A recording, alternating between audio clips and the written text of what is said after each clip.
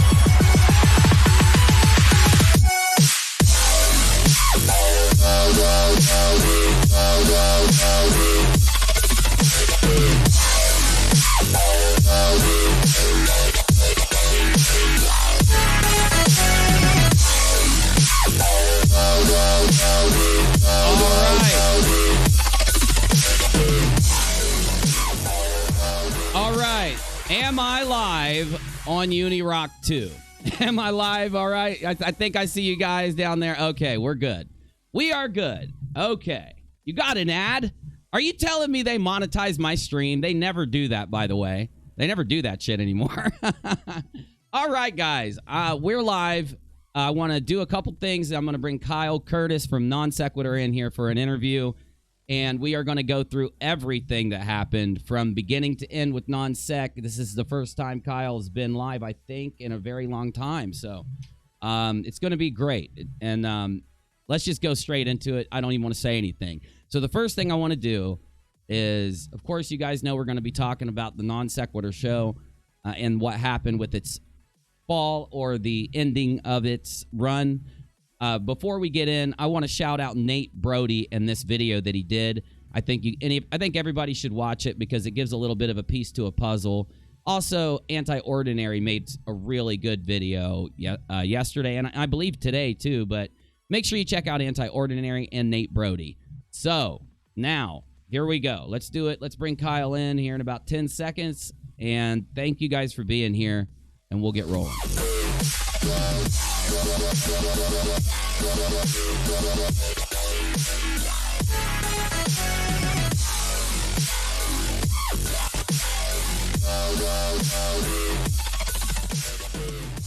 All right. Okay. Kyle, can you hear me, buddy? Loud and clear. All right. All right. Awesome. Let me go ahead and put you up on the screen here. Man, it's so good to see you. Thank you for agreeing to come talk, dude. I think everybody is happy that you're coming to talk. I'm happy you decided to come here to do it. So tell us, man, what have you been up to for the last while, you know, as much as you want to divulge, and then we'll get into everything. Staying away from drama mostly. No one can blame you. The past couple of months have been really good for me. I'm in a much better place than I was in September, October, November, that time frame. And yeah, I figured it was time to, you know, before I say goodbye completely, because contrary to popular belief, this is not in any way a grab to try to restore my reputation or to reinvigorate the channel or anything like that. I have no plans whatsoever of coming back to YouTube. This is just a way for me to kind of clear the air, and things were just coming to a head, and there was a lot of things said that weren't true, and now I'm in a better place. I feel like it's time to at least get my side completely out there, and then people can believe what they want based on what they see and hear. You know, bro, I agree, and I'm glad we're doing it. Do me a solid. Can you pull your mic closer to your mouth for me? I've got you up as high as I can over here, and then we'll do a quick check, and we'll get right into it. Do a check for me. Is that better? A little bit. Your mic's a little low. I'm going to boost you with a gain boost just to let you know. So, you know, if you peak out, it might peak over here. So, you know, just keep that in mind. But I'll fix it. No worries.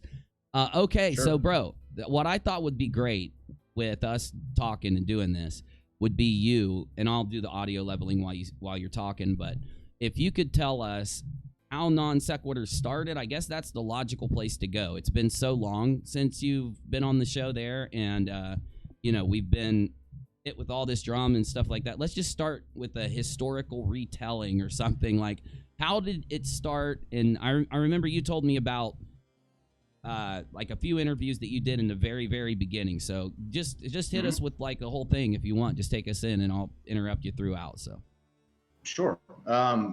I was painting a room actually and listening to Christopher Hitchens, a debate that he had. I love those kind of debates, and I listen to them often. Well, this time I had the auto play where it would, kind of pick up after a video would end. It would just pick up on random videos that were related. And that time picked up on a debate between Reds Rhetoric and G-Man. And to me, it was kind of surprising that there were debates being had between people who were, just like me, just ordinary people. They didn't have any sort of academic background or anything like that. They were just everyday people arguing about the religious question. And so to me, that was really cool. And I got really involved and watched those debates within the great debate community between several of those people, and was just amazed at how there were everyday people discussing these things. So I had always wanted to do sort of like a podcast just to do, and I wasn't really sure about what I would do it on. And to me, this was like the perfect way to do that. What I wanted to do was sort of like a VH1 used to do, behind the music, but I wanted to do something with behind the debates, where I would talk to a couple of the people who kept appearing over and over again in these debates. There were some really strong personalities that kind of jumped out. And so my idea was just to kind of get with them and have a conversation about their background, why they chose to do these debates, and sort of what kind of made them tick. I chose to reach out to 4 people because these 4 people seemed to be the center of attention in these debates. They were always either named, or they were always having these debates. They were the antagonist and the protagonist in this sort of debate world. And so I decided to reach out to G-Man and Brett Keane, and then to Steve and Dragnot, because there were 2 on the side of what I would deem logical, and then 2 who were the antagonists, the ones that everybody loved to just sort of give grief to. I heard back from all 4 of them, and subsequently interviewed all 4 of them. I started out with G-Man. Me and G-Man spoke for about 2.5 hours. Then I spoke with Brett Keane. And if anybody remembers when I had Brett Keane back on my show here the last time, I kicked him out because that stemmed off of this conversation that he and I had. I thought it was a good conversation. The next day, he came back with a Facebook message saying that I was trying to pull the wool over his eyes and bring him back into drama. I mean, you know how Brett Keane is. And then I interviewed Steve. It was a really good interview. We were talking about how he sort of got in to become the owner of the great debate community at that time. And then I talked to Dragnot. Every single one of these people can vouch for that. That I did this, I had this interview with him. This was way before Non Sequitur even started. So I got to thinking on the tail end of these interviews, I was like, well, this was really cool, hearing their stories, why they do this, their motivations, that sort of thing. So I was like, this will be really cool to kind of extend. This will be a good thing to do on a more consistent basis. And so I'd been talking back and forth with Steve following that interview, and I helped Steve was doing a show about, I believe it was the Dumb Fuck of the Year, maybe that year that True Empiricism won. Anyway, I wound up making a graphic for that. Steve had said that he was trying to do something with True Empiricism. I can't remember if it was Dumb Fuck of the Year or no, the Ronnies. That's it, the Ronnies. He was doing a show roasting True Empiricism, and I had made a graphic for that. And so we kind of had that kind of back and forth. And I was like, okay, well, since me and Steve have this rapport built, and we're still in communication following these interviews. And he is at that time what I thought was, the leader and the owner of the great debate community. I kind of learned the truth behind that later on. But to me, I'm like, well, he's plugged into all of these communities. He knows all of these people. So it would make sense to reach out to Steve to ask him if he would like to join this project that I want to do. And, he can kind of be the connect to the people that we want to interview. It was a no-brainer for me to ask him to do that. And understandably, he was a little hesitant at first. He was trying to build his channel, and I don't think he was planning on, putting too much into this, but said that he would be interested in that. And so we kind of built it off from that point. But in the very beginning, you can go back on the Non-Secular Show channel, and you can look at before we started doing like the Aaron Ra and the Kent Hovind debates. There are several episodes still on there now where it's just myself interviewing people about random things.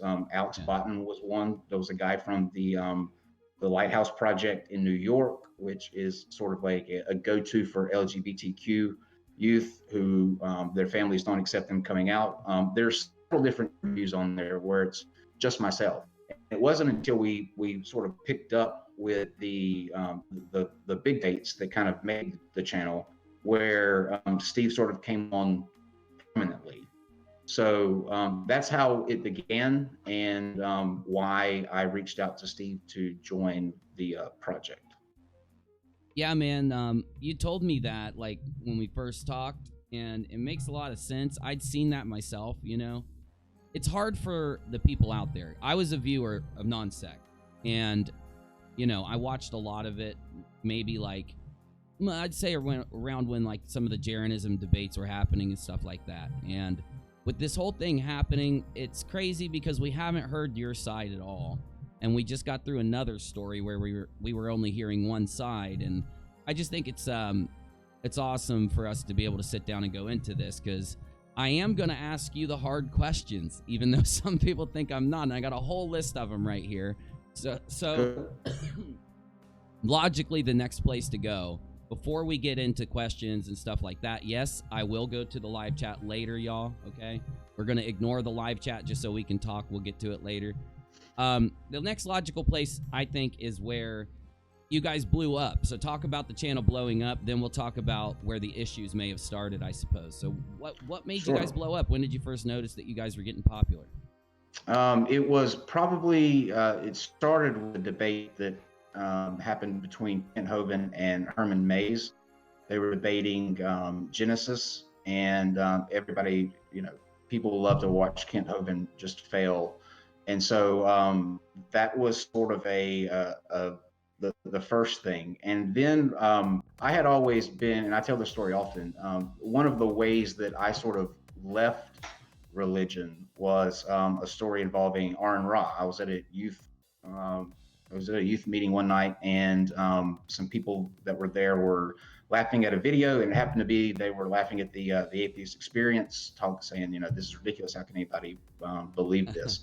And it was with Aaron Ra, and they were talking about slavery in the Bible, and I was like, that's not there. He's completely making this up.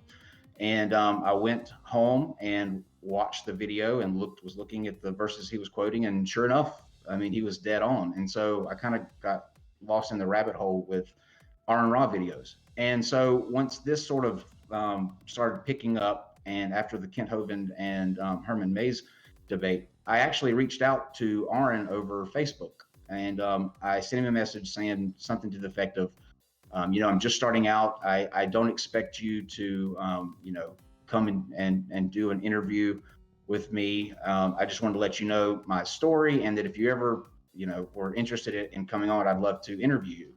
And I had no expectations that he would actually do that. He was, everywhere and a big, almost celebrity in the atheist community. Oh, and definitely. It wasn't 5 minutes after that he sent me a message back saying, tell me when and where, and I'm there. And, that's just a testament to Aaron Ra himself. But I set up an interview with him. And he came on, and we had a really great talk. It's still up. And then at the end of that talk, we were talking about, we had just recently had Hovind on, and we just kind of threw it out there, like, would you ever be interested in having a conversation with Hovind? And he was like, I won't have a debate, but maybe a conversation. And that was really what put us on, the map, so to speak, is him and Hovind. But it was a shock to me that Arn even responded, and he did it.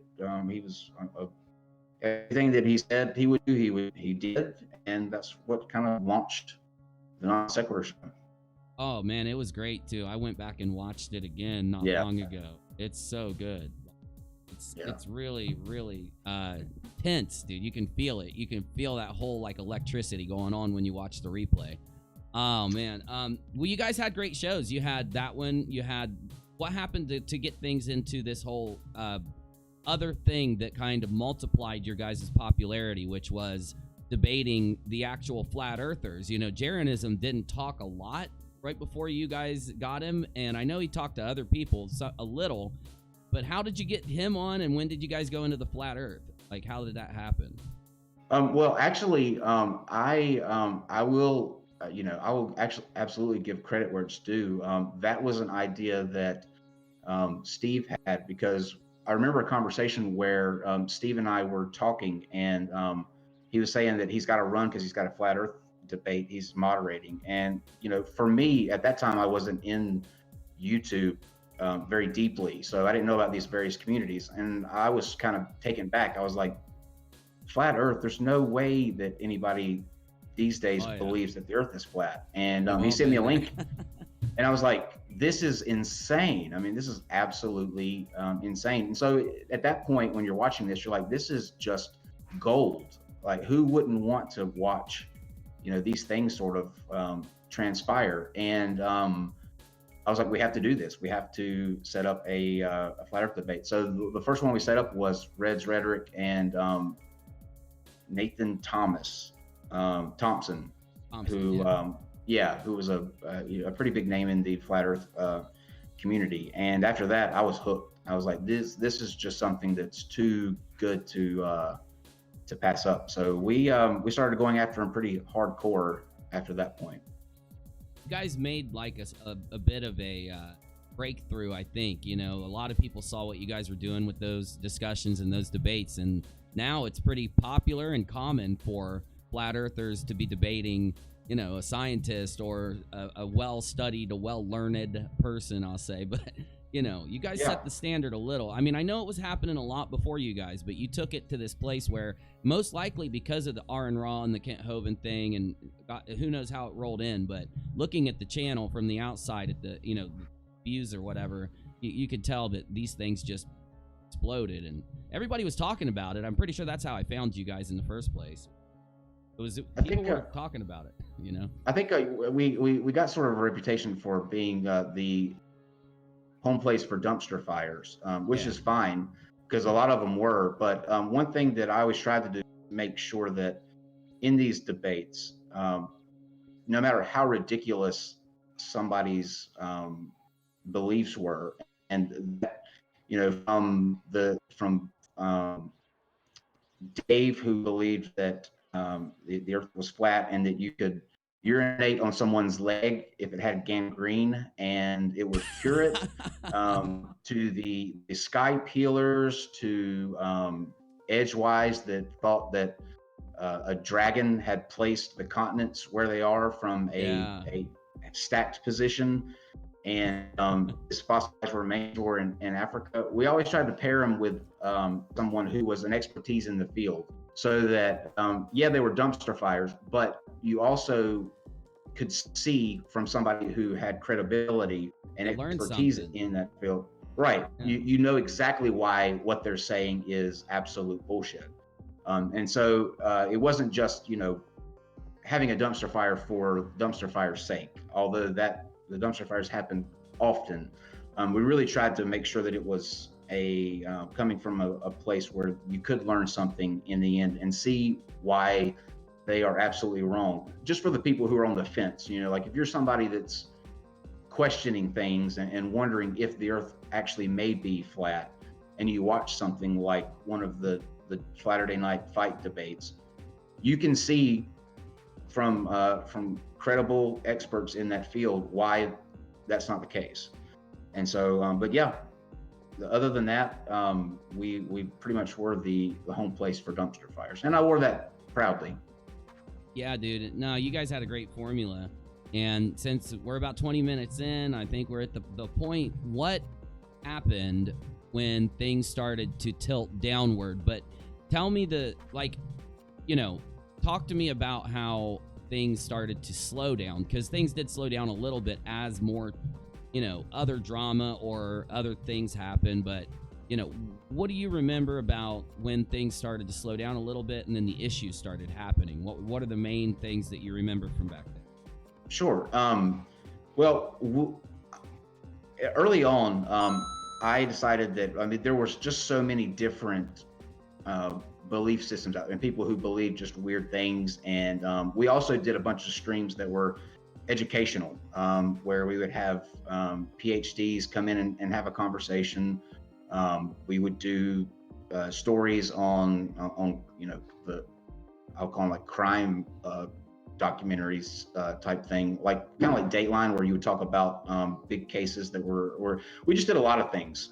It was not a niche thing. We covered several topics. And so early on, I was like, well, this seems like it would be something that would run every day, because there was an endless supply of things to talk about. Anytime you do that, there comes to a certain point where it's going to slow down in terms of, people have already done the show. You're starting to do things repetitively, where you're talking about these particular subjects over and over and over again. And I think that can wear out an audience. So that was a mistake by going every night, but it was just at the beginning too many things to cover. Where we went wrong in terms of the explosion that eventually happened between Steve and I is as we sort of gotten a bigger name, recognizable people were talking about the show, that sort of thing. Steve began to, in turn, go after guests that we had on before, people like Arn Ra, Matt Dillahunty, and that sort of thing, and about positions that they held. And that sort of caused an awkward position for me, because I would get messages from various people saying, Steve just goes too far. I won't be a part of the show as long as he's there. And so it really became this sort of Steve is driving a wedge between the show and guests that were coming on. And this sort of goes into the story, the story or narrative. I know that's a big word that I've been hearing a lot lately. But the narrative that Steve had a 50-50 partnership, or if it was anything other than my channel, I think this is one tick in my box, because I had many conversations with Steve about this. Steve would say he was going to tone it down, and it never got toned down. So what I did, I really honestly tried to not get to the point where what eventually happened, where we would have that kind of split, because I knew that there were a lot of people that watched the show and that were really, really enthusiastic about Steve, really liked Steve. And I didn't want to alienate part of the audience. So what I decided to do was instead of having Steve on 7 days a week, going down to 5, where I would bring on 2 other co-hosts, and that would give 2 days that if people wanted to come on that didn't want to come on with Steve, while Steve was there, that would give them that option. Eventually, let me interject. Yeah. Okay, because I don't want to go too fast. So I think really quickly, and this is for me, but I think I represent at least my audience that okay, Aaron Raw and Dillahunty were huge pulls for non sequitur. It's pretty easy to see if you just go to the, popular video list. What happened? Like, you don't have to, but can you elaborate any further? Like, it seems so crazy because, like, you look at Aaron Raw, and let me just say this. The dude can have a conversation where he literally stands up to the most crazy scumbag out there, like, what's his name, Hovind, and he doesn't take shit. He doesn't care. So my point is, like, I never saw Aaron Raw as the type of guy that would just be defeated in an argument and run off, and I don't think that's what happened at all. But I also don't see him as the type of guy that would be unfair. So can you elaborate, or did Aaron not elaborate to you what the main issue was? This wasn't necessarily like a conversation that Matt and myself had. This was me watching what was going on between like the Facebook post, and Aaron had said many times on his own or in response to Steve that Steve was continuously lying about his position. And, Steve has this entire thing about atheists and agnostics and it's famous the definitions of the two. And a lot of people in the atheist, they just don't want to engage in that discussion. They find it pointless. That semantic argument, the semantic argument, I've tried to break it down, and I could be dumb because I'm just a dumb UNIRock. But I really do think you could just define terms and get over that whole entire thing quickly by defining terms or talking about definitions. Like, how do you have an argument that's like that, semantic? Do you think it was a semantic argument? That's what I'm trying to ask. I always thought it was just a stupid argument. And you can watch many of our videos where I would actively say that over and over again. I thought it was just a pointless discussion to be had.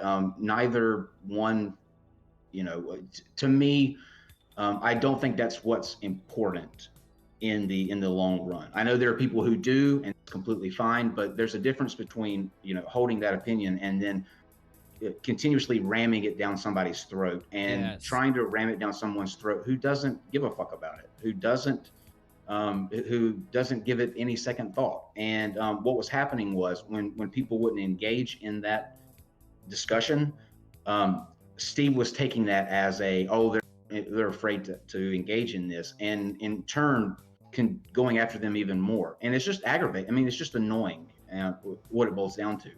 No one can deny that, man. You look at what I'm not trying to shit on the guy. I don't want to make this a Steve shitfest, but that is something he does. He cannot let anything go, and he can't concede a single point. So, I was asking myself this, so let me get this question out of the way. Do you think that a lot of what's been happening lately is kind of like this thing that you just described coming out more? Is it, or am I wrong there? I would agree. There are certain things that he just latches, and no matter what and at any expense, he's going to just beat a dead horse into the ground. And that's what was sort of forming a wedge in between guests that we had. There are other people that saw what was going on, and people would send me a message saying, I can't watch anymore. It's just becoming at every opportunity a way for him to start this sort of argument. And I want to say just really quick before I forget it, about the and I don't want to jump too far ahead, but I want to just get this out there. Go ahead. No, you're good. That was the reason that I knew that there needed to be a change. We went from 7 days having Steve on to 5 days, and eventually to 3 days, just so I could rotate in a couple other hosts. And people like Katie and Casey and Shannon and Jimmy and those people who, once the channel was finished, were attacked. Their only involvement in the show was hosting, their particular night. They had nobody was in my ear telling me to get rid of Steve. I tried to hold on to Steve as long as I could by doing this, by gradually lowering the day, so that gave an opportunity for people who wanted to be a part of the show but didn't necessarily want to engage with Steve to be on there. So my first question in response to, this was half Steve's channel, is why, and we all know Steve, we all know how he is, we all know how, we all know his personality. Why would he agree to that? Why would he agree to go from 7 days to 5 days to 3 days? Mike, Why I was would just that going to be? ask this. How could he Yeah. let that happen in the 50-50 arrangement, you know? Right. And he wouldn't. We all know that. We all know that let that happen. Yet that's what happened. And you can see that if you go back. There was a gradual decline in the days that he was appearing on the show. And that it was for that very reason. It had nothing to do with the other hosts. I brought them on as a way to not only give people or guests who wanted to be a part of the show a chance to come on without having to engage Steve, but also to kind of widen the scope of the content that we have. You know, each one of my other co-hosts, we had a different theme for each show. And so it kind of gave it a little bit more of a consistent, on a week-by-week basis, a consistency, and alleviated that dilemma that some guests would have about coming on when Steve was there. And so that wouldn't happen if it weren't my decision. Yeah. I mean, I could go into so many hot spots about, like, you know, about that, the whole thing, and we'll get there. We will get there. Okay, so we've elaborated further on Aaron Raw, Dillahunty, these issues. So let me just ask, because I just want to make, you know, I got to get my brain stem flowing here. Like, so Aaron didn't, like, call you up. He didn't message you or anything. He was just kind of like, you know, I'm not dealing with this kind of thing that happens to me because of this show type of deal, or?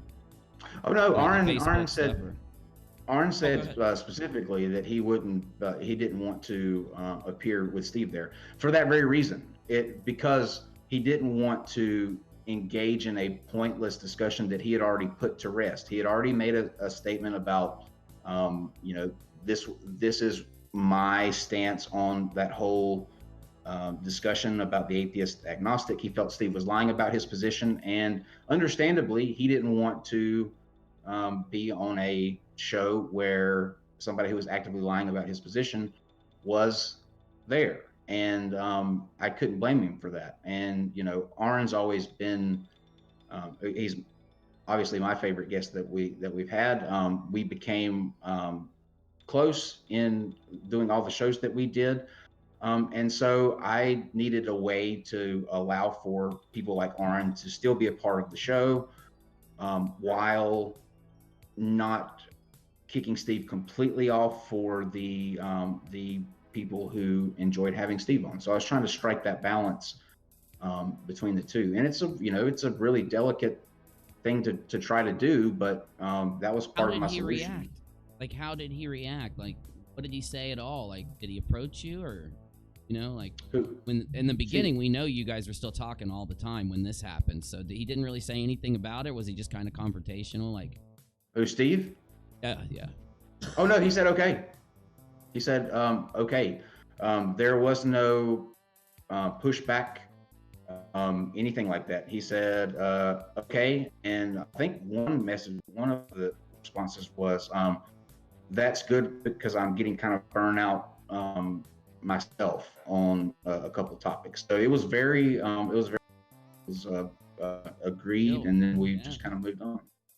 Okay, well, let's move further down the line here just to keep the flow going, and then we'll hit, like I said, so audience, everybody out there, we're at the 30-minute mark, 35 minutes. I will go to the live chat. I will ask whatever question you want me to ask, because I just ask you to be neutral, like not a dick, or my mods will kick anyone who's being a dick. I'm just telling you now. So it's not too much to ask. If I am going to read an open chat and take your questions, not too much to ask for me to say, hey, at least be somewhat, you know, cool about it when you ask the question. But okay, let's go further down. So Aaron Ross says he won't come on. Dillahunty saying the same thing. Let's go a little bit further, because what happens after that? Did you notice any type of effect? What effect did you notice from these, you know, big guys not wanting to come, and the tone of the show? I mean, what were you, you know, take us a little bit further and just explain what happened after this. I think everybody can, whether they how I handle things or not, and we'll get into this in a little bit, but there are several errors that I made. I didn't handle this situation the way that I should. I made a lot of mistakes, and we'll get into that.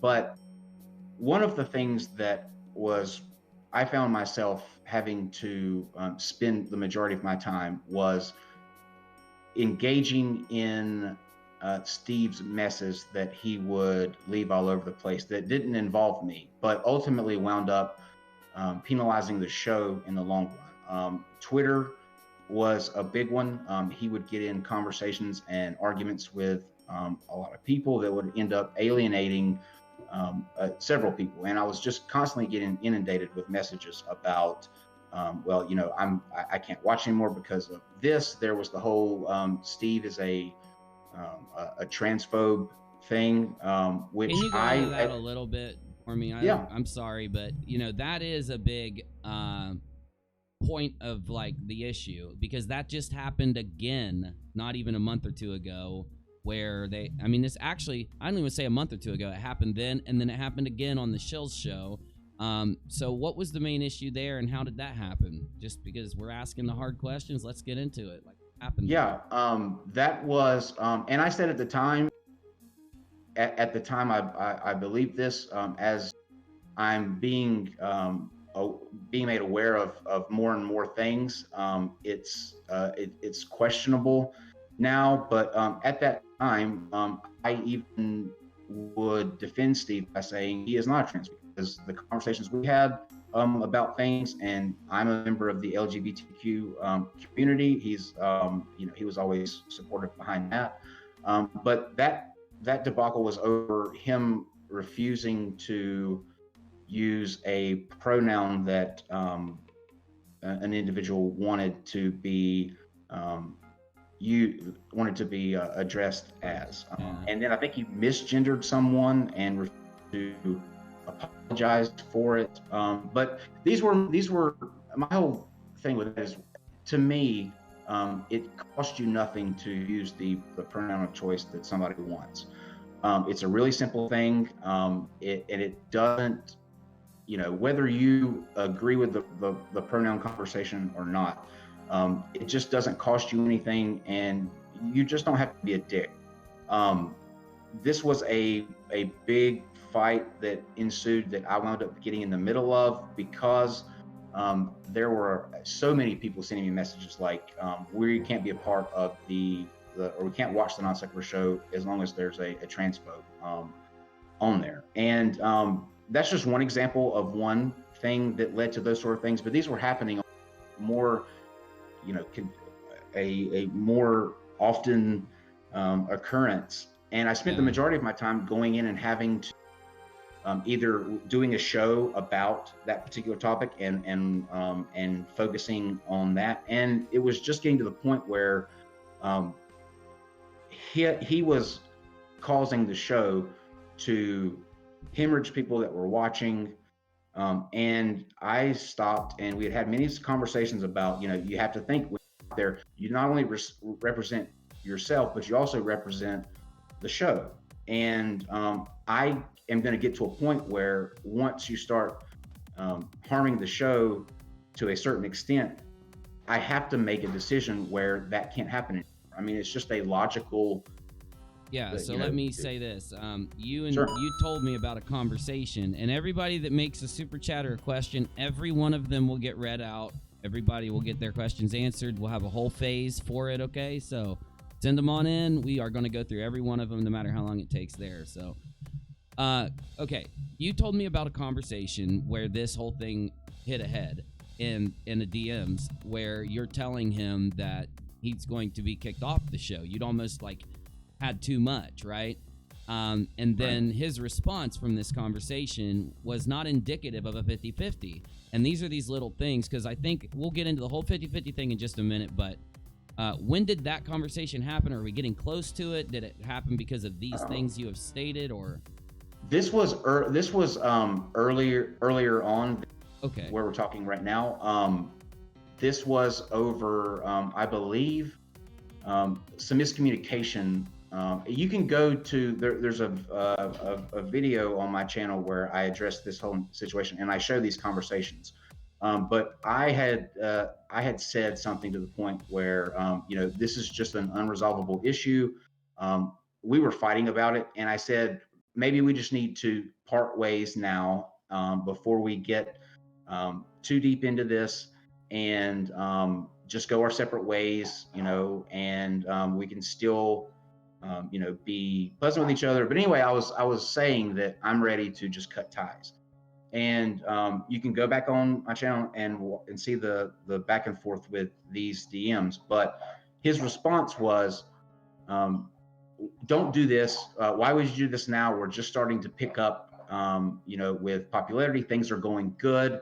You need to think about this before you do this. It was never well, you can't make that decision. This is half my channel, or, it made no mention whatsoever to anything being a split as a partnership. It was all don't do this. This is a bad move because everything's going well right now. Yeah. And honestly, that's the one thing that really hit me, because people saw the Death of Non Sequitur show. So let's just do this. We're at this point in the history of Non-Sec where we're right after the Arnraw Dillahunty thing, the transphobe stuff starts to happen. And then the question was posed about him from viewers and guests. And we now have brought up the 50-50. That's the elephant in the room. We're 40 minutes in, so let's go to that. What you just told me about these conversations, where you have multiple conversations like this recorded, proven, because I know Steve did this the other day. I had discovered earlier streams of Non-Sec and Steve's after you guys had issues, where things that he literally said on this show to the entire audience, where there's 5, 7, 8, 900 people watching, he says one thing, a few months ago or a few months before that, where it's the exact opposite right after you guys split. And I realized, I am being lied to. There is no two ways about it.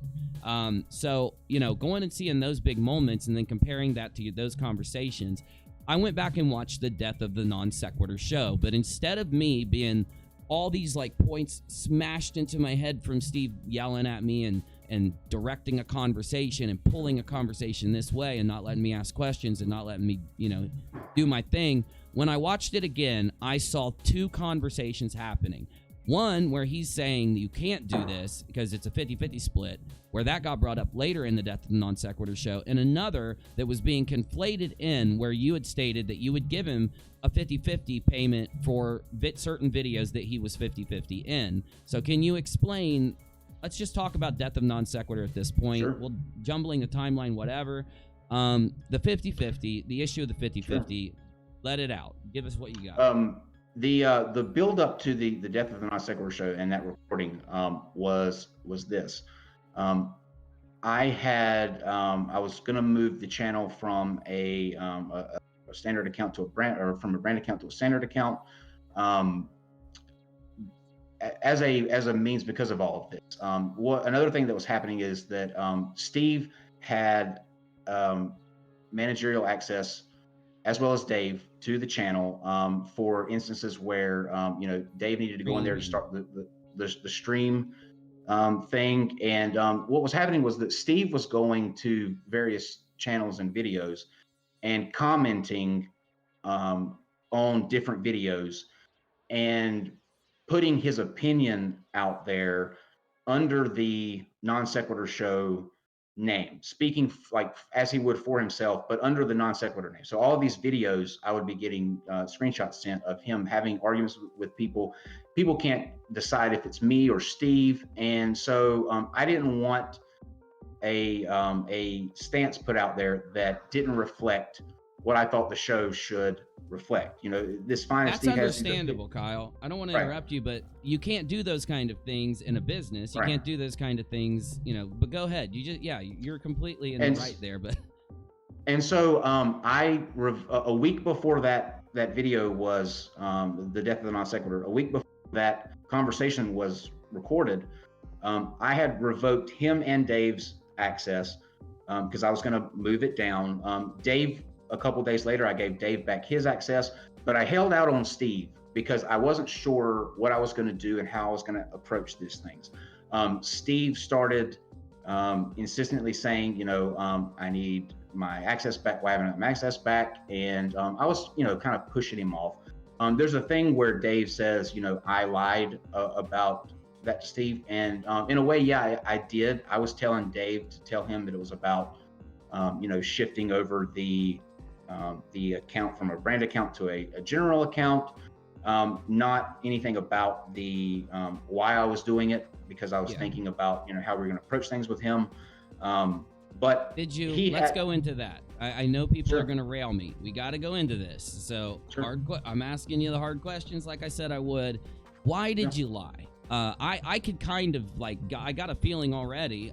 Just give us just tell us, just give it to us, because I don't know that I was ready to.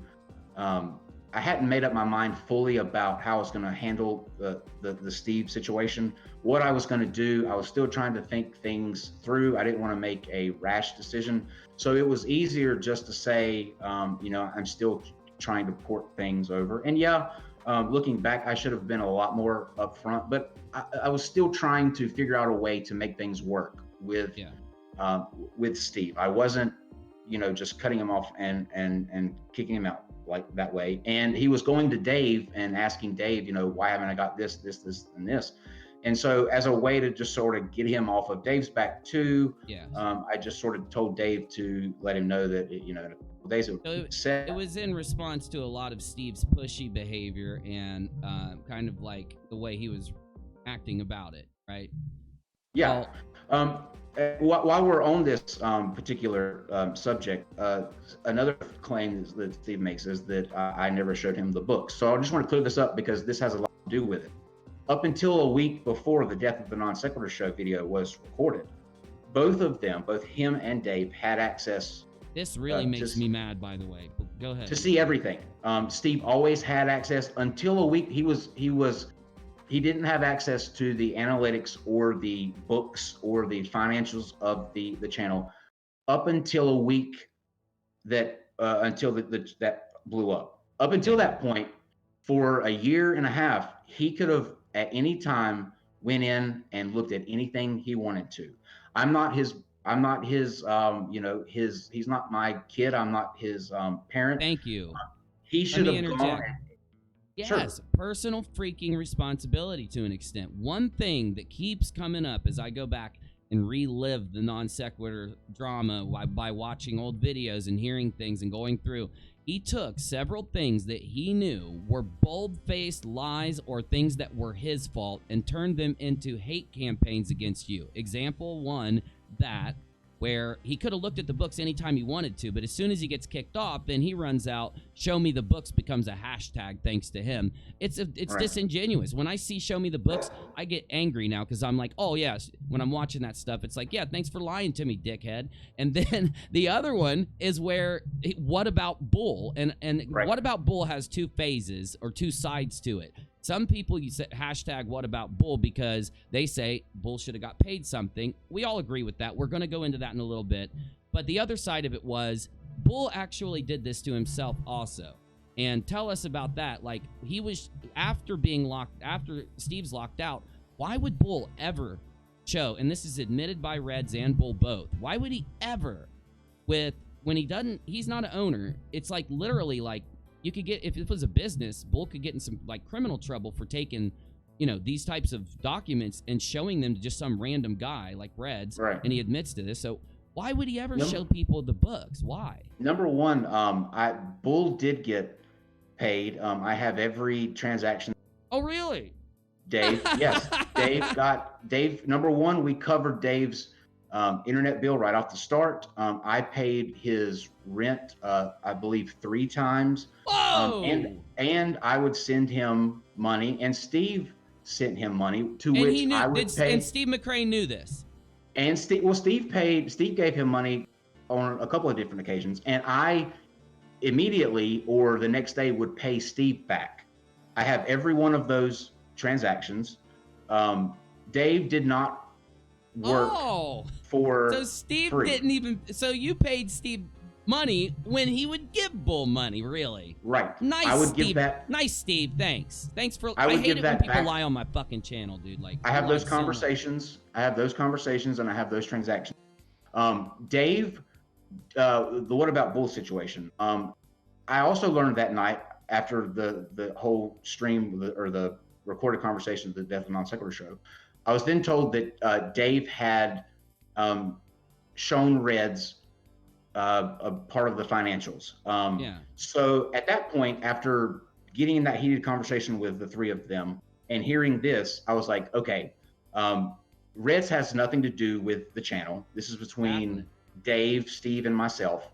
I need to lock down the channel and then go from there. It was not me kicking out Dave for whatever reason, even though he felt that way. I just took away everybody's access because Dave was showing the financials to somebody that had nothing to do with the channel. Wasn't that I was hiding anything? It shows some kindness from you because you could have just fired his ass right then and there and been out, and you didn't. Well, I even sent Dave a message that day or the next, saying, you know, I'm sorry that you're in the middle of this. I know it's got to be tough for you. Yeah, I'm not blaming the guy. If you decide that you want to be part of the show moving forward, I'd love to have you. I just can't have you showing, you know, things to people who have nothing to do with the channel. And obviously, Dave chose to go with Reds and Steve, and I understand that. You know, I have nothing against Dave. Dave knew them longer. He's been a part of and plugged in with them a lot longer. So, Let me jump in. Yeah, okay. sure. Okay. Before I lose this, now Red Seeing the Books now has started a new conversation all across the internet, wondering if that didn't motivate. Because we've been literally talking about every possibility now. There were almost zero conversations across the internet about this not being a 50-50 and you being the full owner. So we've been having those conversations incessantly for months now. And if we look at it and we're like, you know, what if Red saw that you guys made a lot of money and then this whole thing kind of like cooked up after that? Because it's really in close proximity. You got like Red seeing how much money Nonsec makes, and then very, very soon he is in a conversation with Steve, interjecting himself, the Death of the Non Sequitur show, repeatedly conflating 50-50 this for 50-50 ownership, which created the illusion, if you watch it, that, you know, and I'm describing the different ways. We can describe it a million different ways, but it's easy and probable to describe it as if Red's interjecting constantly and muddying up this conversation that should have just been between you and Steve, kind of interject. It stopped you from answering some of Steve's things that would have been your immediate, no, it's not a 50-50, which you did say a couple times. But I do think Reds, I have that thought in my head. I wonder how much of this was like, damn, Reds is seeing this money. Instead of like letting Kyle take it over, and Kyle thinks he's going to kick us out, let's see if we can get the community to help us kick Kyle out, and maybe we could take the show. So anyway, I know it's crazy and all that, but these are conversations we've all been having. It may be. I don't want to that because certain. I don't know what. I'm a conspiracy theorist. Yeah, which, you know, I mean, there may be some truth to that. I just don't know. I know that Reds didn't have anything to do with the channel, though, aside from being a guest, and so that was my reasoning for closing off access from everyone. It was just that I didn't feel like this needed to be anything except something between Steve, myself, and Dave, and it seemed to be quickly becoming that not to be the case. That there were people who were getting access to things that they had no business having access to. But yeah, the show me the books thing is a complete farce. Steve could have checked the books at any time he wanted to. I'm not his parent, and if he didn't check it, or if he didn't have any interest in checking it before he got booted, that's not my fucking problem. Yeah, and it leads into this line of thinking here that if I go back and re-examine Non Sequitur, which I do in every story, like with the Katie story, after everything hit ahead, I just said, screw it, I'm going to go back and watch everything from start to finish and then make my final video on it. And I noticed that there was a fake email, there were fake screenshots and all these things. It created a big blow up. But, you know, this whole thing is starting to form when I go back and watch, like I mentioned, that there was so much things that were Steve's fault that the community is giving him an absolute out for and supporting him like they need to be his like cushion. They need to hold him up and say, you know, hey, we know you didn't look at the books, but we're going to campaign for months how you need to be shown the books now. And I could give a million more examples, but let's keep moving forward here. So the death Well, let me of just say this non-sec- real Oh, quick. go ahead, Let me please. just say this real quick, too. If you just look at the pattern of behavior from Steve, not just and go outside of this scenario, go outside of the non sequitur situation, but if you go into what has happened with him and Katie, the GDC and the members before then, the David Warden situation, there is a pattern of behavior here from Steve. And anytime those things comes to a head, he has to have people like Reds come in to sort of change the narrative or to give it a push. And it just keeps happening on a continual basis. So whether or not you agree with me or think that I did anything right or wrong, just look at the pattern of behavior that happens over and over and over again with everything and every community, every situation that he touches. It's the same thing over and over and over again. Well, it's not only destroyed. What really bothers me, Kyle, is that if I go back and I'm doing a video on the GDC, and a whole like docu-style thing, which is ironic because I was watching one of your very, very, very early videos with Steve where you tell him you were going to do a video about the GDC and you were looking into this and stuff. And what I find now in discussing all parts of the GDC, for people that don't know, the Great Debate community was around for a very long time. We're talking years when Steve joined it. He made a Google Plus group for the GDC to make it a better community, but ended up monetizing the Google Plus community, monetizing a channel based off of it that he still sits on and attacks people on today. And only way I can describe the GDC is Steve McRae entered it, was not a senior member. There were at least 50 other people that could have been considered senior members, but he gains control of it as it goes on. And he has this history, a repeat behavior that scares me that he could have stole your channel, got a hold of your channel in the case that there is no 50-50. So let's go further down the 50-50 rabbit hole and let's go into after the death of non sequitur, which was a campaign where like I made a video giving a breakdown of what was going on and he liked it, of course, and he approaches me. And the whole time I was saying this, and you can go back and watch it, I was saying, I need to talk to Kyle. I need Kyle's side. Same thing I was saying with Katie, because yes, you become sided when you talk to one side, and I know that. Anyway, though, he starts approaching other YouTubers. YouTubers start weighing in. Very quickly, he was bringing me every update about his court case. And I had to turn down many videos that he wanted me to make. And I'm like, I'll do a video, I guess, man, but it's just getting so much. I don't think there's anything there. But how much of it do you think was... Why would it be a public thing? Like he is recorded saying that he needed to make it public because it's a family. This is a community and they're our family. It needs to be public. But in reality, it seems a little narrative-y. I don't know, but go ahead. I think a lot of it there's a lot of things that people love drama. People love to be caught up in it. They love to have a villain and they love to have somebody that seems like they've been slighted. When this all started, and initially, and we're going to get to this later, when I had my attorney initially, my instructions were, just to be silent and not say anything on the issue, just let it, be handled behind the scenes. And I took that advice, and I think he saw that opportunity as, Kyle's not defending these things with people loving drama, which everybody does. I mean, myself included. They quickly grabbed on to Kyle's not saying anything. Steve is saying all of this stuff. This must mean that Kyle fucked over Steve and that Steve is the injured party here.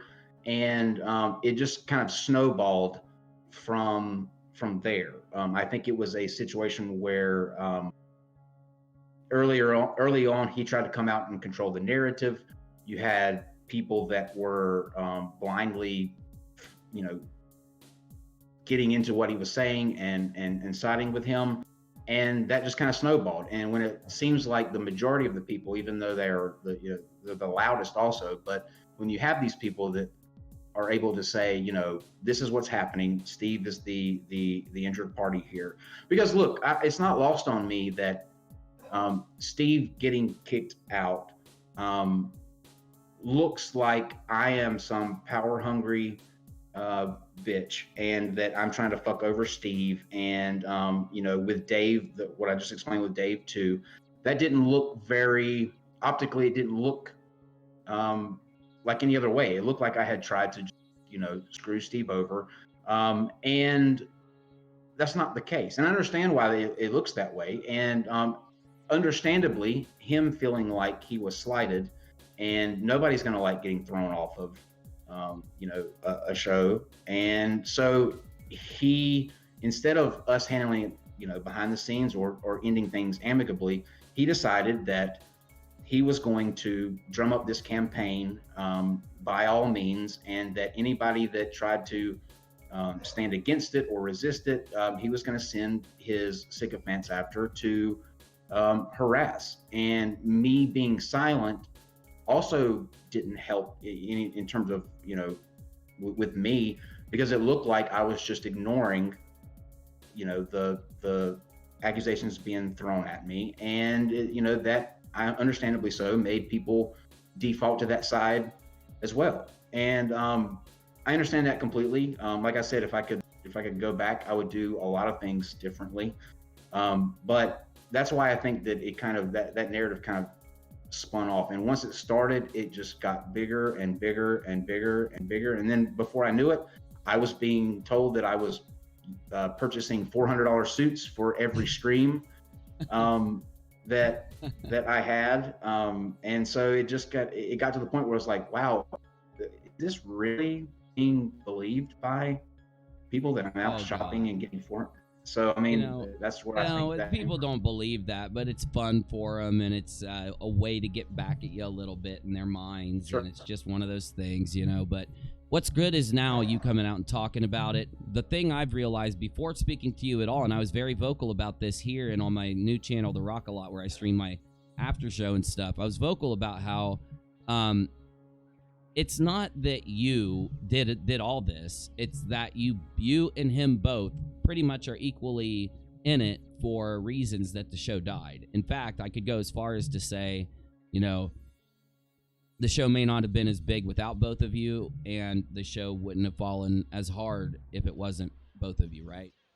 So I think that's a good thing, because all I care about, Kyle, when it comes to people messing up on something, unless it's really, really, really, really bad, like some crimes and shit, all I care about is that people are willing to step up and trying to actualize it, be real about it, and admit where they were wrong, because then we know that kind of thing's not going to happen again. And I cannot, for the life of me, understand why a creator like Steve wouldn't have tried to limit this drama instead of he tried to cancel you. I was about to ask, do you feel like why would he? Let me just say, why would he?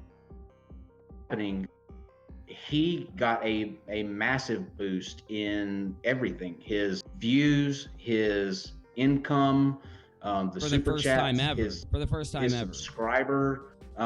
his subscriber base, all of that was bolstered. And so the more that sort of kind of came in, the more he had to push the limits as to what he was saying. You know, the more that people kind of gave him attention for that, the more he was like, well, I need to continue to push this because it's giving me all sorts of attention. So that's why he didn't just handle things the way that I think he should have behind the scenes. He was being rewarded for not doing so. Yeah, it's ironic because that's what he says about all these other creators that are out there just trying to understand what's going on, figure it out, come to a good opinion on it. He says that's how we all are, and now the people that were on his side at one point who have changed sides because of his own actions and because of lies he told, now they're evil and all that. And it almost seems like he's trying to do to Katie, he's trying to do to me, he's trying to do to other people a tactic that worked well with you back then. And by the way, I don't think it's going to work anymore. At least I hope not. I hope people will open their mind there. So, and with the 50-50 thing, there was no 50-50 agreement between Steve and I. Where the 50-50 comes into play is the Death of the Non Sequitur show. I was telling Steve that if we were just going to completely split and part ways, I was going to give Steve 50% cut in the videos that he had appeared on. I had, before that time, had offered to give Steve that many times. We need to go into that. Yep. To which that was denied. There were 3 different occasions that happened where I'd offered him that. He told me no 3 different times. But in that video, I'm saying I will give Steve 50% of the videos that he's in, and he is saying, well, I want 50% in perpetuity, meaning as the channel goes forward without him, he's getting 50% of the videos, even they have nothing to do with him. And that's ridiculous. I mean, nobody would agree to that. And before we lose this point and go into the me trying to pay him thing, many people will ask, well, why haven't you paid Steve then, even if you agreed to pay him the 50% of the videos that he was in? I decided that when he was launching this campaign of harassment, not only to myself, but also to the other people who were involved in the show, who are guilty of nothing other than being my friend and a co-host. I decided that, okay, if he's going to do this, if he's going to have these streams where he is getting these super chats, saying these things that are demonstrably false, slandering me, trying to financially ruin the channel, all this other kind of stuff, then I'm not going to hand over the money that I agreed to give, the 50% between each video. I was just, at that point, I was like, okay, sue me, Boomer. Sue me, Boomer. I at that point was, I am not going to reward the things that he is doing, intentionally slandering me, saying things that he knows to be demonstrably false, harassing all of these other people. He actively was the reason that the channel went into financial ruin. Then he's going to sue me, and then when we go to court, I will bring up, I didn't wind up doing it, but a countersuit for the damages to the show in this sense. At that point, I was like, okay, he is actively nulling and void anything that we had because of his actions and the way that he was doing things. I was at that point trying to be nice and settle things by agreeing to give him 50% of the videos that he had been in. I thought that was fair. But there came a point to where I was not even going to do that unless I had a court order telling me to do that. And up until this day, that still has not happened. Let's go through this a little bit, because I always put myself in someone else's shoes. I can see how it would be hard for me to want to actually give anything to somebody that's doing these things to you, that is encouraging them. And nobody can deny it at this point. And this is the thing about, I've been telling people that are really convinced, like I was a while back, to go back and watch The Death of Non Sequitur and clear their mind and be on your side, at least for one playthrough of it. It'll change your mind completely about this story. Yes, let's talk about responsibility a little bit. Should he get some money for what he did? Of course. No, I'm not saying that. I'm not saying he shouldn't.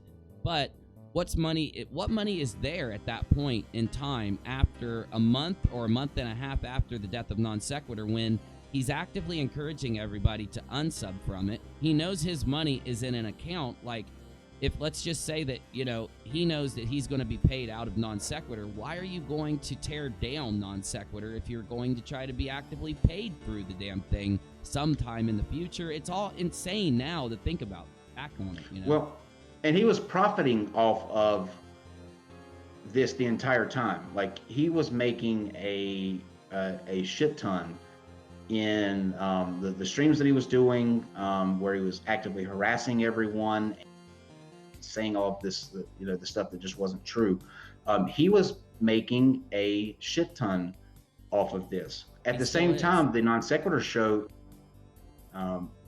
it is just depleting and going into a tailspin. And some of the things that he was saying, or that people were saying, may have been true, depending on what particular item you want to pull out of that. But for the majority, he was saying things that he knew were false and profiting off of it.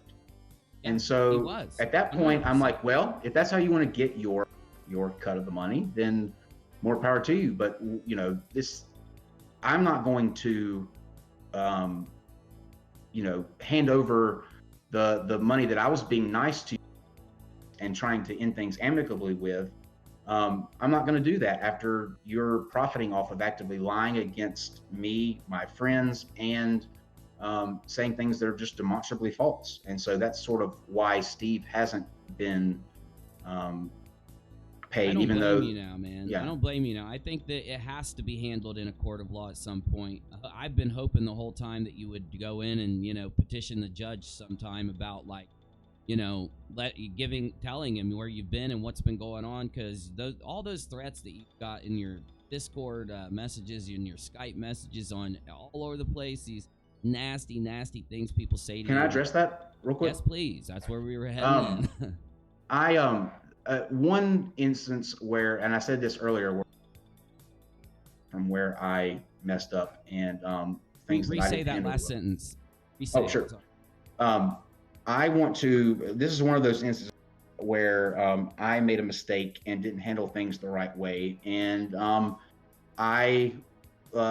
it's been shown now, but I didn't show up to court, and I lied about having an attorney that was continuing with the case in the last part. And I'll explain why. It's not an excuse. I'm not, trying to make excuses for it or say anything that's going to, make it seem like I'm trying to deem it okay, because it was wrong. With lying about the attorney, I hurt a lot of people that I was, close to. But that came because I consider myself to have pretty thick skin, or I did. I dealt with a lot of shit talking and trolls and things from the people that we would do shows on, because when you do a show where it's a debate, or you're going after a particular religion or belief, you're always going to have half of the people that watch you who don't like you or who disagree with you. And so the channel was constantly, it was a back and forth, a fight with these different groups. And so I was used to that. What I wasn't used, what I found out that I wouldn't be used to is there was one day after this whole thing blew up that I received over 3,000 messages in one day, the majority of which were telling me that I need to kill myself, that they hope I get AIDS and die, all these sort of things. And in small doses, I could handle that, and I think anybody could. But when you're out doing something, and no matter what it is, you're visiting with your friends, you're going out to eat, when your phone is constantly notifying you that people are saying these things, it got to me. It really, and in a way that I think that it would be possible to, because like I said, I thought up until this point that I had pretty thick skin, but that broke me at a certain point. When the court case was coming up, you had all of these people that were constantly, sending me this sort of thing. The channel was in financial ruin. The patrons had left. The channel wasn't. We weren't doing shows, so we weren't getting anything like that.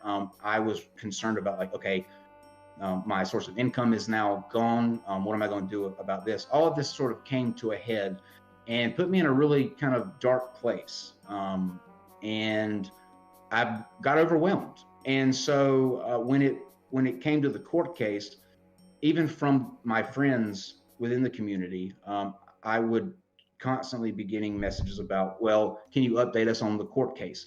What's going on with the court case? And in an effort to not have to deal with what was going on, or to push it away quickly, or to put them at ease, like everything was running smooth, I would say everything's going good. I lied about having the attorney because it was easier to extend my time, I guess, as you would say, like everything's going good, nobody needs to be concerned.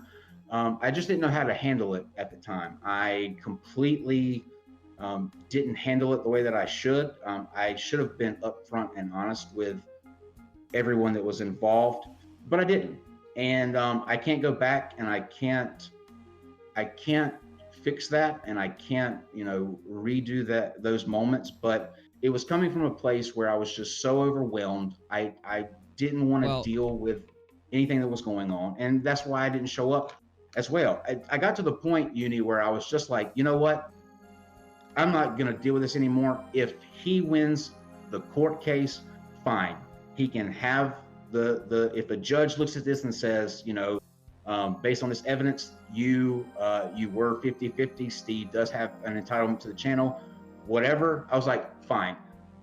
I'm moving on anyway. And so let the cards fall where they may. And it wasn't the right way to handle it, but it was the way that I handled it at the time. And you know, thankfully now that I'm in a better place, and I'm out of that dark place, and I'm able to see things in a better light. Even with me not showing up, he still hasn't been able to convince a court that he is entitled to what he's asking for. Yeah. And so that's where we are. And you know, those are the main things where I kind of failed the people who supported the show. And I'm sorry for that. I'm genuinely sorry for the people that I hurt, who, you know, were friends of mine. That was never my intention.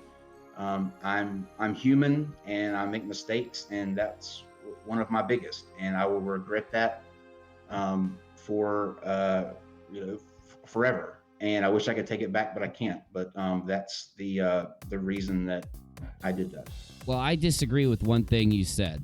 You said that you can't fix it, and I think you just did, in a way. I think that there's not many people out there right now that will face an entire community of people where the level of harassment or the level of vitriol that you got, even if it was deserved in some points, would come back and say this. Most people would stay gone, dude. So I honestly, like, you know, appreciate what you just said, dude. And you know, it takes a lot to come back here and say that shit, bro. Like, I'm not playing. So anyway, though, let's take a minute, Kyle. You know what I'm saying? Let's just take a minute and let's go back in deep, okay? Because you know, you just took this up, but you know what I'm saying? Like, that was I need to process it anyway myself. So I'm gonna grab a drink. Audience, we are gonna hit your super chats, every single one of them. We're gonna ask every question you wanted me to ask. We're gonna hit them all through a line. We're gonna do everything you guys want us to do in this interview. And I even put out a tweet last night, that said, if Steve McRae wants to send me an email with things he may want asked, as long as they're honest and they're not like some game that's being played with those questions, I think about asking them. And I can tell you, before this show, I received nothing. He had many hours to do it, and I'm not going to track and chase him down. I'm not going after what he's done to me. I think that tweet alone was, you know, fair. I was just trying to be fair. But anyway, we're live. Kyle, I'm muting you out, man, if you want to grab anything or do whatever. We got 30 seconds here. And we are live with Kyle Curtis from Non Sequitur, discussing the split. We're going to end it out here in this next hour probably. So stay with us and give me about a second here. I got to process that last part.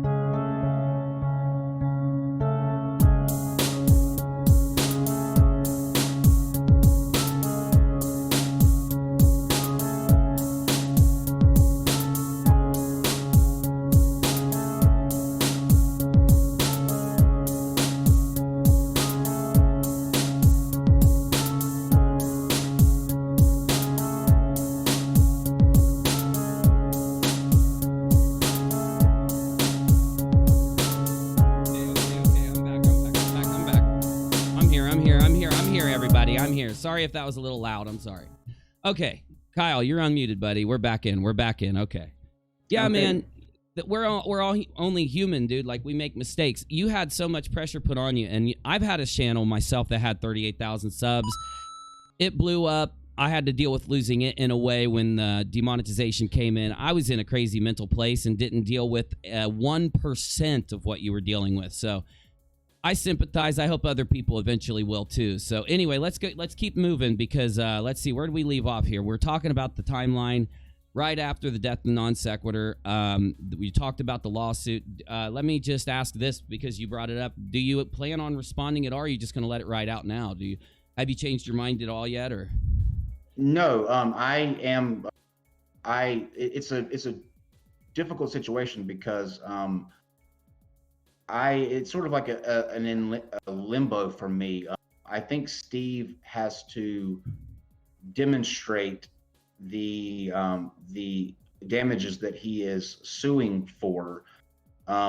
So I'm kind of waiting to see the end result from that. But again, like I said, if I could go back, I would absolutely have not just, blown it away and shown up like I was supposed to. But it's still in the situation where even though I didn't show up and there was a default judgment declared, he's not been able to prove his side of the damages. And so I think he said last night, and he did, I got a cease and desist from his attorney. And correct me if I'm wrong, but what did he say about that last night? That's where he got his impression that the channel would be his and turned over. Is that right? I think so. And it's crazy, man, because honestly, he told me with his mouth that he had a written contract with you. And when I asked if I could see it, he said, yeah, eventually. I've been working with it with my lawyers. That turned into a written agreement. From contract to written agreement. That turned in from written agreement to an email with you. The email turned into a Google Hangouts conversation, and then the Google Hangouts conversation literally had 50/50 written, and you never even answered anything to it. It's almost like you didn't see it or you didn't bother responding. So all these little things are so messed up. Like, I don't understand why he can't just why he can't demonstrate in black and white that there was a 50/50 partnership. And do it, Steve, if you have it. I'm waiting myself to see. So let's just go ahead and drop it out, dude. Let's ask a question. I got it written down, but there was no 50/50 agreement is what I'm hearing, correct? Or am I incorrect in saying that? There was not a 50/50 agreement. The only 50/50 is the video for the videos that he appeared in as a way to sort of break clean and try to end things amicably. Why did you offer him the 50/50? Why did you offer him the 50/50 of the videos he appeared in after paying overhead? Realistic 50/50 that you're talking about, some money that it makes it that you are, I took it as this. You were trying to be a good person, offer him money for what he appeared in. Am I correct with that? Yes. At that particular time, to me, and like I said, I had offered to pay Steve his 50/50 for the videos that he was in before then. Yes. 3 different times. We got to talk about this before we lose it. Yeah. Yes. Shannon Q, this is where I learned about it. Steve McRae told me this specifically. It's on my channel. He said it here. He said it to my audience, and I am not happy about it. I don't like when people try to use my audience for their vendettas and shit. But anyway, he said to all of us that he told you, don't pay me right now. I need to go get some advice on it, and then I'll have you pay me. But the weird thing is, I find, while I'm streaming on the Rock-A-Lot channel, retaking in everything, a conversation between him and Shannon Q. And it was unlisted on Red's Rhetoric's channel, where he keeps him and Red's, ironically, right after the death of Non Sequitur show, not long after Red sees the books. They are streaming on Red's channel, and Shannon pops in, and they continually talk as if you have stolen money from Steve, or you're withholding money from Steve maliciously, that it's your fault. And Shannon pops in, and she says, Steve, I can hear it in my head right now. By the way, I love Shannon Q just for this clip alone. Like, go subscribe to her channel, people, because she says, Steve, now at the beginning of the video, she doesn't call him out. and they both go quiet. It's almost like she was trying to be friends with him and not bust him for lying in front of everyone. But then an hour into the video, after she hears it over and over from Reds, the audience, and Steve, she just chimes in and she's like, yo, Steve, did Kyle withhold money from you? And he says, no, I didn't say that. He admits that you never withheld money from him, that he told you to multiple times throughout the whole entirety of the channel, and it was over some type of thing, benefit or payment he had to make that would be affected if you paid him. Elaborate on all of this, because that's where I learned he lied to me over that. There's a and actually Nate Brody did he at the beginning of Say that one more time. I'm sorry. When you cut out, I'm just going to ask you to restate. Go ahead. There's a Nate Brody video where he sort of at the beginning when he started covering this, where he shows Steve saying in one clip, I never asked Kyle to hold the money, and then back to back saying, I did have Kyle hold the money. And which, by the way, just to Nate Brody, you should check out his videos if you haven't. I think Nate has been very good at being fair and unbiased in mods. Get some links for the second to last Brody video. Sorry, go ahead. He's been extremely critical of me and Steve, and other critical of me were fair. And so if you want like sort of a view of this entire ordeal, Nate does a very good job of, but he actually shows that.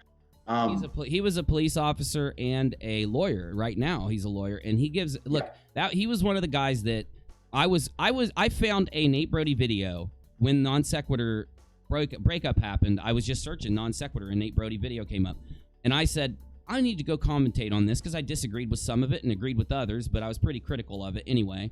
And I go live, and I'm starting now. Steve jumps in my chat and says, Uni, don't play videos from Nate Brody. I do not want you. And I got mad. And you can still go back and watch this. I'm like, after it, I remember going to Rachel and saying, does this motherfucker think he's going to tell me what to watch on my channel? Do you want to know why Steve doesn't like Nate Brody? This all stems back from the GDC days, where Nate was, I believe it was about the definition of agnostic or atheist, one of the two. But at the time, Nate disagreed with Steve's definition on one of those words, and Steve took that so personally that he not only kicked MP from the GDC, Nate from the GDC for a period of time, but that stuck with him. That just him disagreeing with that definition, and so that's where that stems from. Right, that's where that stems from. But yeah, with that, I showed in the last video on the Non Sequitur Show channel that where I addressed sort of this whole thing, and I showed the DMs between Steve and I. He, whenever we bring this up, he brings up that it would affect his Medi-Cal. That was the reason I was told. I don't believe it. I believe it's a different reason personally. It may be. It's just me. I don't know. I don't know beyond that, but that is the reason that I was. Let me elaborate. I just think it's going to affect something. I don't think he wants anyone to know, because not only that, he has a history of repeat behavior, not wanting to put channels in his name monetized or take money or things under his name. At least he's reluctant about taking the money and the other things like that. To an extent, he seemed to do it more after his money fell down, after he got a boost and it fell down, and he started to do it more. But I just think there's something that there, and I have to, because I see him admit that he told you to hold his money because of this reason. Now, the reason changes. He plays his game of obfuscating what the actual reason is, and I don't want him to come out and tell the real reason, because it's his personal business and I don't care. But I'm just saying, there was a reason he told you. Can I just say, I also found out in that stream that, and I was not made aware of this before. I wasn't told beforehand about this by him or anyone else. But during that stream, he makes a comment where he says, we were going to do a meetup with our the viewers and do a weekend type thing where we're going to call it NunCon. and it was going to be a lot of the creators meeting up. Katie, Red's Rhetoric, Steve, all of us were going to meet in California and do sort of a weekend thing. But he says that in that stream, Kyle was supposed to bring me my money in cash in October, which when he says in October, he's referring to none, because that was the tentative date. And my thoughts were, no. And so do you expect me to get on a plane with a duffel bag full of cash and just hand it to you? Here you go. And yeah, that's so ridiculous. But in a bigger grand scheme, when you are offered your cut of the money in any situation, not to mention 3 times, but let's just say, who is not going to say, yes, I want my money? Yeah. Why would you deny it 3 separate occasions and only insist that you pay it when under the table? Oh, and when when you're no longer part of the channel, when you can have that. What he did was he took those instances of me saying, you want your money now? How do you want your money? He took that and him saying no, and then spun it so that he could have the narrative that I didn't pay him, that I didn't give him his cut of the money. And he can't used challenge that. He can't challenge that he did that. He cannot. He is recorded doing this. He can't even argue it. He's going to go live and have a meltdown after this, Kyle. I can just feel it. I feel the boomer winds blowing. The boomer leaves are rustling on the boom trees. He's going to have a freaking meltdown. He can't get out of that. There's many things he's recorded literally lying about in this. And I have to ask myself, if you got a 50-50, if it is how you say it is, why in the Sam hell is your story continually changing? And a lot of people gave me heat over this. I've been trolled incessantly over it, but it's true, and I'm going to say it. You know, I do think he got screwed over to an extent for not getting money. But if there is a court case, why the hell are we bitching? He's going to get what he's owed, right? Do you agree with that? I completely agree with that. Which is why I am under the belief that if a third party looks at this and sees what happened, and it comes to the determination based on everything that transpired, that Steve is entitled to 50% of the videos that he is in, fine. At that point I won't have a choice to do that. But even with me not appearing in court, he still has not been able to produce that court order. I was literally so happy when I was on the Rock-A-Lot channel and I said, Steve, in reply to me finding the Shannon Q evidence, the evidence that he lied about several things, and I put it right on the screen, and everybody's like, motherfucking lied to us. He gets boomer infuriated, is all I can use to describe it. He puts this stream up. I'm going to show you the agreement between me and Kyle or some shit, whatever the title was, y'all. I'm not trying to bullshit it. Whatever his title was, alluded that he's going to show everything he's got, and he's going to prove UNIRock wrong. And people in my Discord server screen capped everything he showed, and there was nothing there that would even slightly lean me towards believing that you guys had any. The other part is, how many discussions does he have where he treats you as the 100% boss before trying to convince all of us that it's a 50-50? I mean, there's so many of them, I can't count them. Go watch Death of Non Sequitur. It is a discussion between Reds and Steve talking to their boss. Don't even think it's any other way, because that's what it is. Another example is, and again, on the last channel where I showed these messages, there was a time where we were waiting on monetization from YouTube, and I was looking into MCNs as a way to sort of get a source of funding in until that happens. And one was saying that you could try them out for 30 days, and if you didn't like it, you could break the contract, no questions asked. And I was letting Steve know about this, and he says directly back to that, well, it's your decision, it's your call, do whatever you think's best. Now, if he had a vested interest in the channel, and we know how Steve is, we know his personality, he wouldn't be defaulting to me. I mean, that just wouldn't happen. No, he doesn't default to anybody. He won't even let you default on an opinion. Well, the other thing is, I literally could take the rest of this discussion and just go into piece after piece after piece after piece like he's done. I don't think it needs to go there right now. I'm going to do a video after I talk to you a little more after this. Will you keep talking to me after this if anything I need maybe because I'm doing a versus mode, Kyle versus Steve. Okay, great. And then also, I'd like to do a part 2 of this conversation.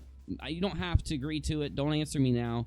But maybe like here in a while, we could do a part 2 also, because we're not going to get this all done in 2 hours. And if we go over 2 hours, it's going to start. We could go over 2 hours if you want, but it's going to start processing the beginning out. So let's do this. We can go as long as we want. I'm good with whatever you want.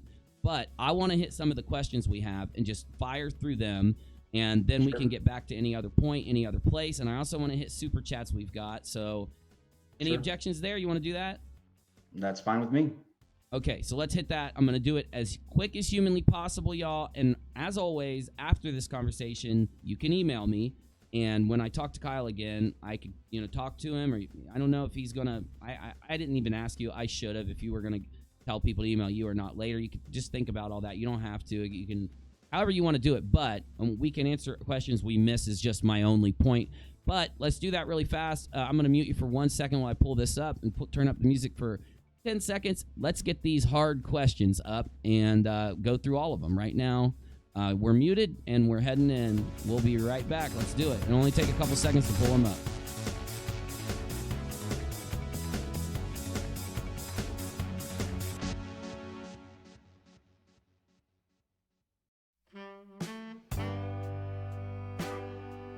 All right. So what we're going to do is we're going to start. Yeah. Real quick, can I just say one thing that? Oh, as much as you want. Lay it out. I think one of the one question that we would get sometimes, and I was just reminded of this, just to kind of kick off the questions, is where the term "bitch made" came from on the show, because we use that a lot, and I got to thank Drag for reminding me of this, but that was actually Drag himself, and in one of the first debates that I ever watched before the Non Sequitur show even started, that's what he was referring to G-Man as. Yeah, I got to give a shout out to Drag for that bitch made. Yeah, dude. comment. And I've been back and watched some of Drag's content. There are like 3 or 4 creators that I'll shout out right now that if any of you are skeptical in any way, you wouldn't stop yourself from watching someone's opinion. So go watch Nate Brody and what he said about this entire situation. They're entertaining videos. He does a good job. Anti-Ordinary Mods. I need the links of these channels dropped in the chat so people can subscribe if they'd like. Heretic. Please get his link because it's kind of hard to find him sometimes in a search. And I said Drag, Nate Brody, Anti-Ordinary. Who am I leaving out, Kyle? Who else should we shout out here that have videos that are that weigh in on these things? Because I'm going to forget people and shit. Fiona Robertson. Yeah, Fiona Robertson. I'm probably the worst person to ask because I haven't been in too. the middle of the well, YouTube people thing will type quite it in the a bit. chat. So if you have an opinion on all of this, please type it in the chat for us. It will really help. Now, I have to figure out how the hell I can pull my super chats up in the new studio. So give me a second. The other part is when I go to the Discord questions, Kyle, I'm going to have to put the front screen up. I'm going to go ahead and do it right now for a minute because, I'll have to change the Discord in order to see it. But, okay, we're heading into the super chat questions right now. And this is a scheduled YouTube event, and it displays much different than the other stuff I normally do. Sorry, guys. Doing my best here. It's just a little... Oh, wait. Here's my live controller. That'll get me to it. Okay, here we go. Yep. Okay, so I click this, and then see if I can get these. Oh, there they are. Viewer activity, and we got them. Sweet. Never mind. Okay, we're good. All right, we've got from, let's see here. Uhan says, question for Kyle from an NSS mod until the end. I'm also the RN Raw podcast guy. Well, thank you for the donation and the question. Why did you disappear on everyone that supported you after the fail and the aftermath as a whole? Now, I know you've explained that a little bit, but if you want to give a summation. Number one, I just have to say that I'm sorry about that. They definitely didn't deserve that, and I think that that's an instance of me not doing right by the people that did support me throughout all of that. The only sort of excuse or reason that I can kind of give is that it just became so absolutely overwhelming. Every aspect of it. It was almost like I couldn't escape. What was going on. It was inundating my life at every turn. And so my reaction was just to shut off and shut down. And the more that I could sort of discover, because for a while there, I thought I could continue the channel. I thought that we could get beyond that. At a certain point, I had to be just honest with myself and realize that that wasn't going to happen. That guests that were coming up were going to continuously be harassed. That people who were a part of the show that were nothing other than co-hosts and not in my ear, Steve, but just co-hosts, they were getting harassed and their channels affected. And it was like at every turn, I was just becoming more and more overwhelmed, and I just shut down. And I wish that that weren't the case. I wish I could have handled that a lot better, but I didn't. And all I can do is say that I am terribly sorry for shutting down like that and making anyone that supported me feel that I didn't care about them anymore or was ignoring them. Or it's just that I had to shut down and get away for my own mental health, and so that I didn't get too far gone. So I'm sorry, and I wish I could, because you definitely deserve better. You definitely deserved a lot better. Did you see a clip that I put on this channel that was AT2 Productions threatening me with my location after claiming he knew where it was? Did you see that clip? I did.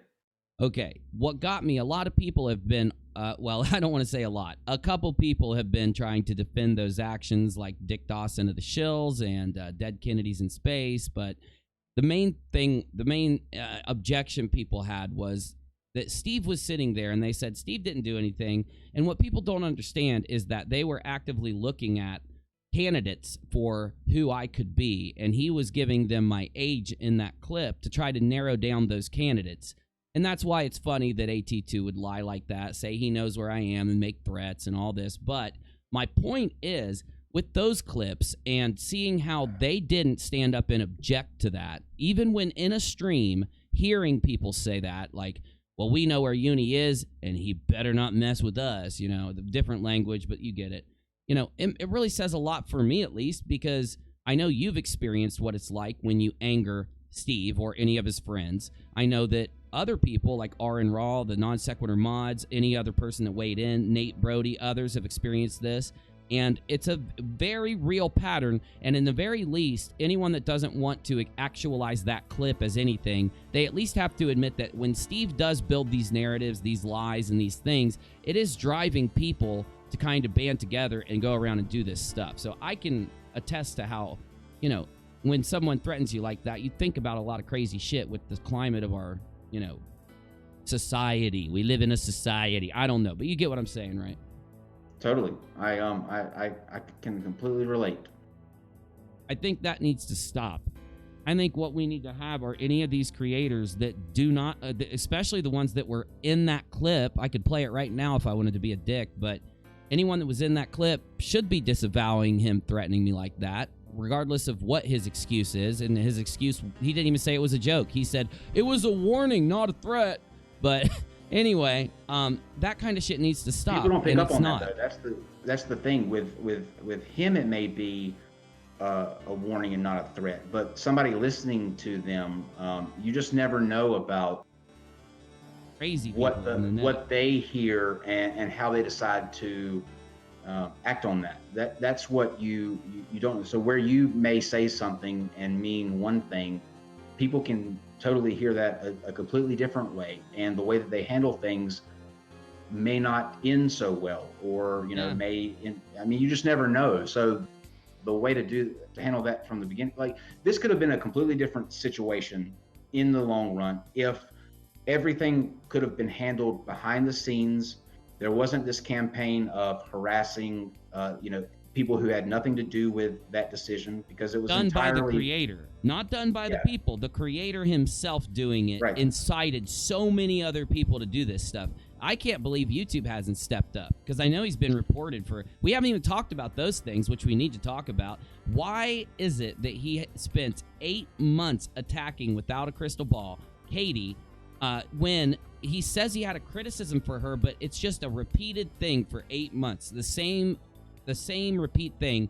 And I start to think that he's not happy with the way the community is handling it. He wants more hatred, vitriol, criticism to go towards Katie, and he's not getting it. So every day he's starting over again. I'm not going to stop. And seeing that it went for 8 months, it just tells you, like, we have a dude literally leading this shit, not trying to prevent his channel. I try to prevent that shit myself. I kick people. I tell them, you're not going to act like that around here. It's the exact opposite over there, dude. And I think that's why we see this. Katie, Casey, Godless Engineer, Jimmy, all of those people that were Did Shannon Q get it too? Of the show. Yes, all of them did. And none of them were in my ear telling me this or that. That decision was a long time coming.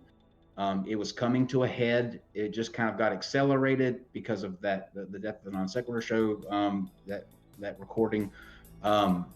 It all kind of came to a head, but that was entirely my decision. It had nothing to do with any of them, but yet because they were just involved in the show, they got caught up in this campaign of harassment unjustly. And it was just it's just really sad and pathetic, I think, to try to steer the blame away in any way towards people who had nothing to do with it, who didn't. I don't know why. If he's going to win this, if he's going to take this to court, if he's going to do all this stuff, why does that have to even be a part of the story? Why can't he warn against it constantly instead of warning for it? Why, dude? Your guess is as good. But I think that if anybody takes a step back and looks objectively at this, obviously you're going to find fault in the things that I did. I acknowledge that, and I can absolutely point out where I made mistakes along the way. You will never find that from his side. You will never hear Steve say where he messed up. You'll never hear him admit that he was causing tension in the show by the manner in which he was going after people.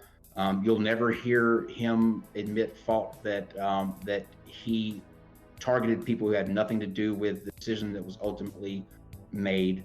And I think that goes a long way in showing where he is just fundamentally wrong, because there's enough blame to go around between the two of us. I will not deny that. And, well, you're not continuing it. You're not out here like right now, campaigning every single day to continue all the hate and all the bullshit a year later. You're up here like, one question we have right here that can take us to a good little continuation. What are your future plans? Because we know that you're happy now. So what are your future plans going forward?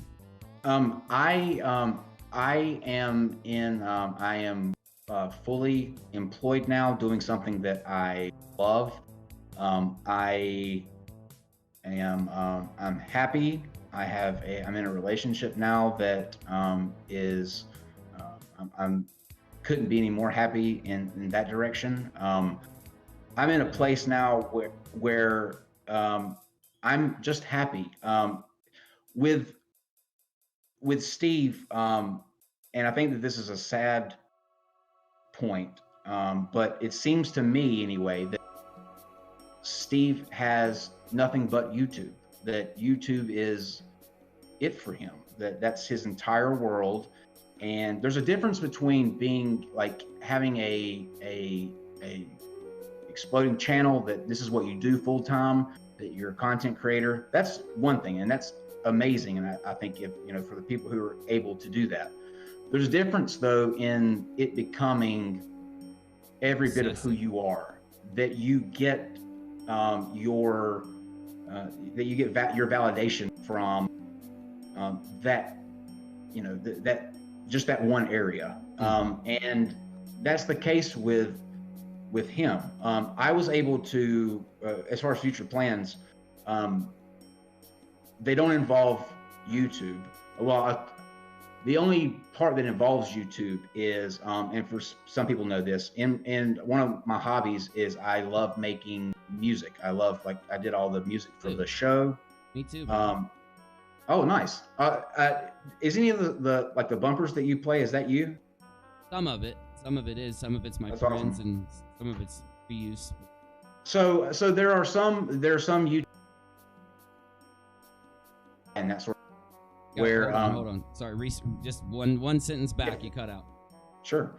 So you may see uploads because I'm in with the distributor that I use.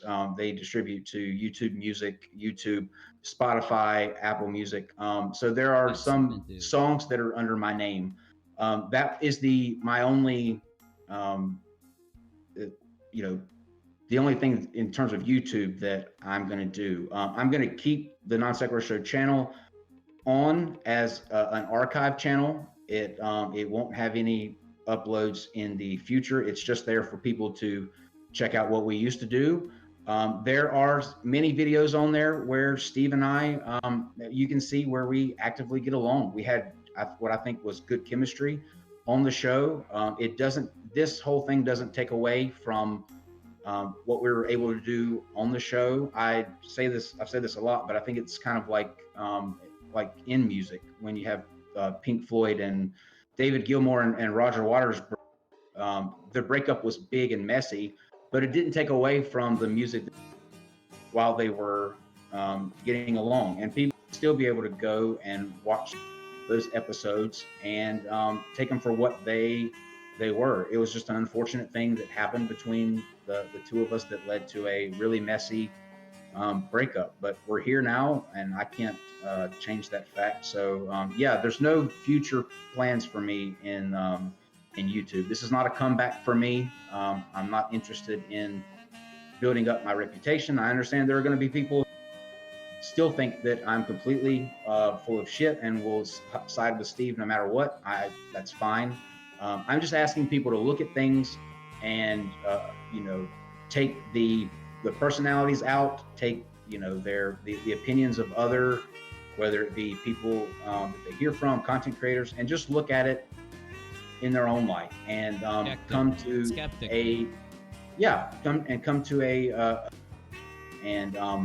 but yeah, this is no revamp for me. I'm just here to sort of, now that I'm in a better place, get my side out there completely and answer I did wrong and where I could have been better. Well, let's do a couple more. Let me interview a little bit more, and then let's go to the live chat.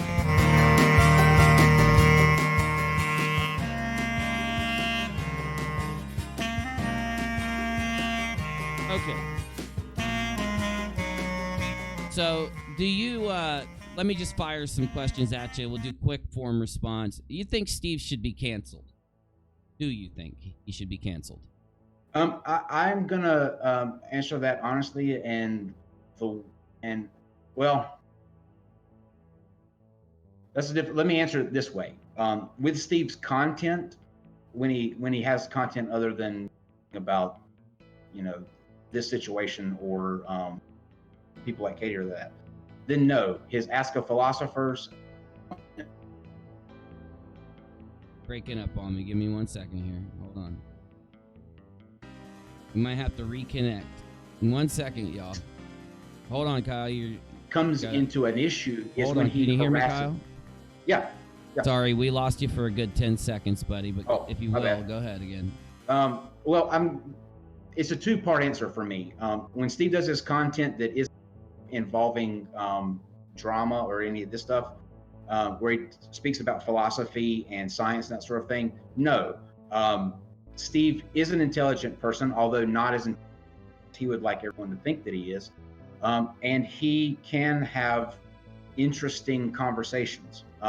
Where I think Steve gets into the cancel problem, or where it becomes problematic, is when he incites campaigns of harassment against other people. And in that sense, I would say yes, because especially people who have done nothing wrong, there's no way they should be harassed or lied about or targeted. I think that's completely unacceptable, and that sort of behavior shouldn't be tolerated. If Steve could get to the point where he is focused just on his his Content. philosophy, science, that sort of thing, then Real content. yeah, right, real content. So that's a hard question to answer. But with the way that Steve is going, yes, I think that no one should put up with targeted harassment and things and being brought into situations that don't actively involve them. I think that's just despicable behavior.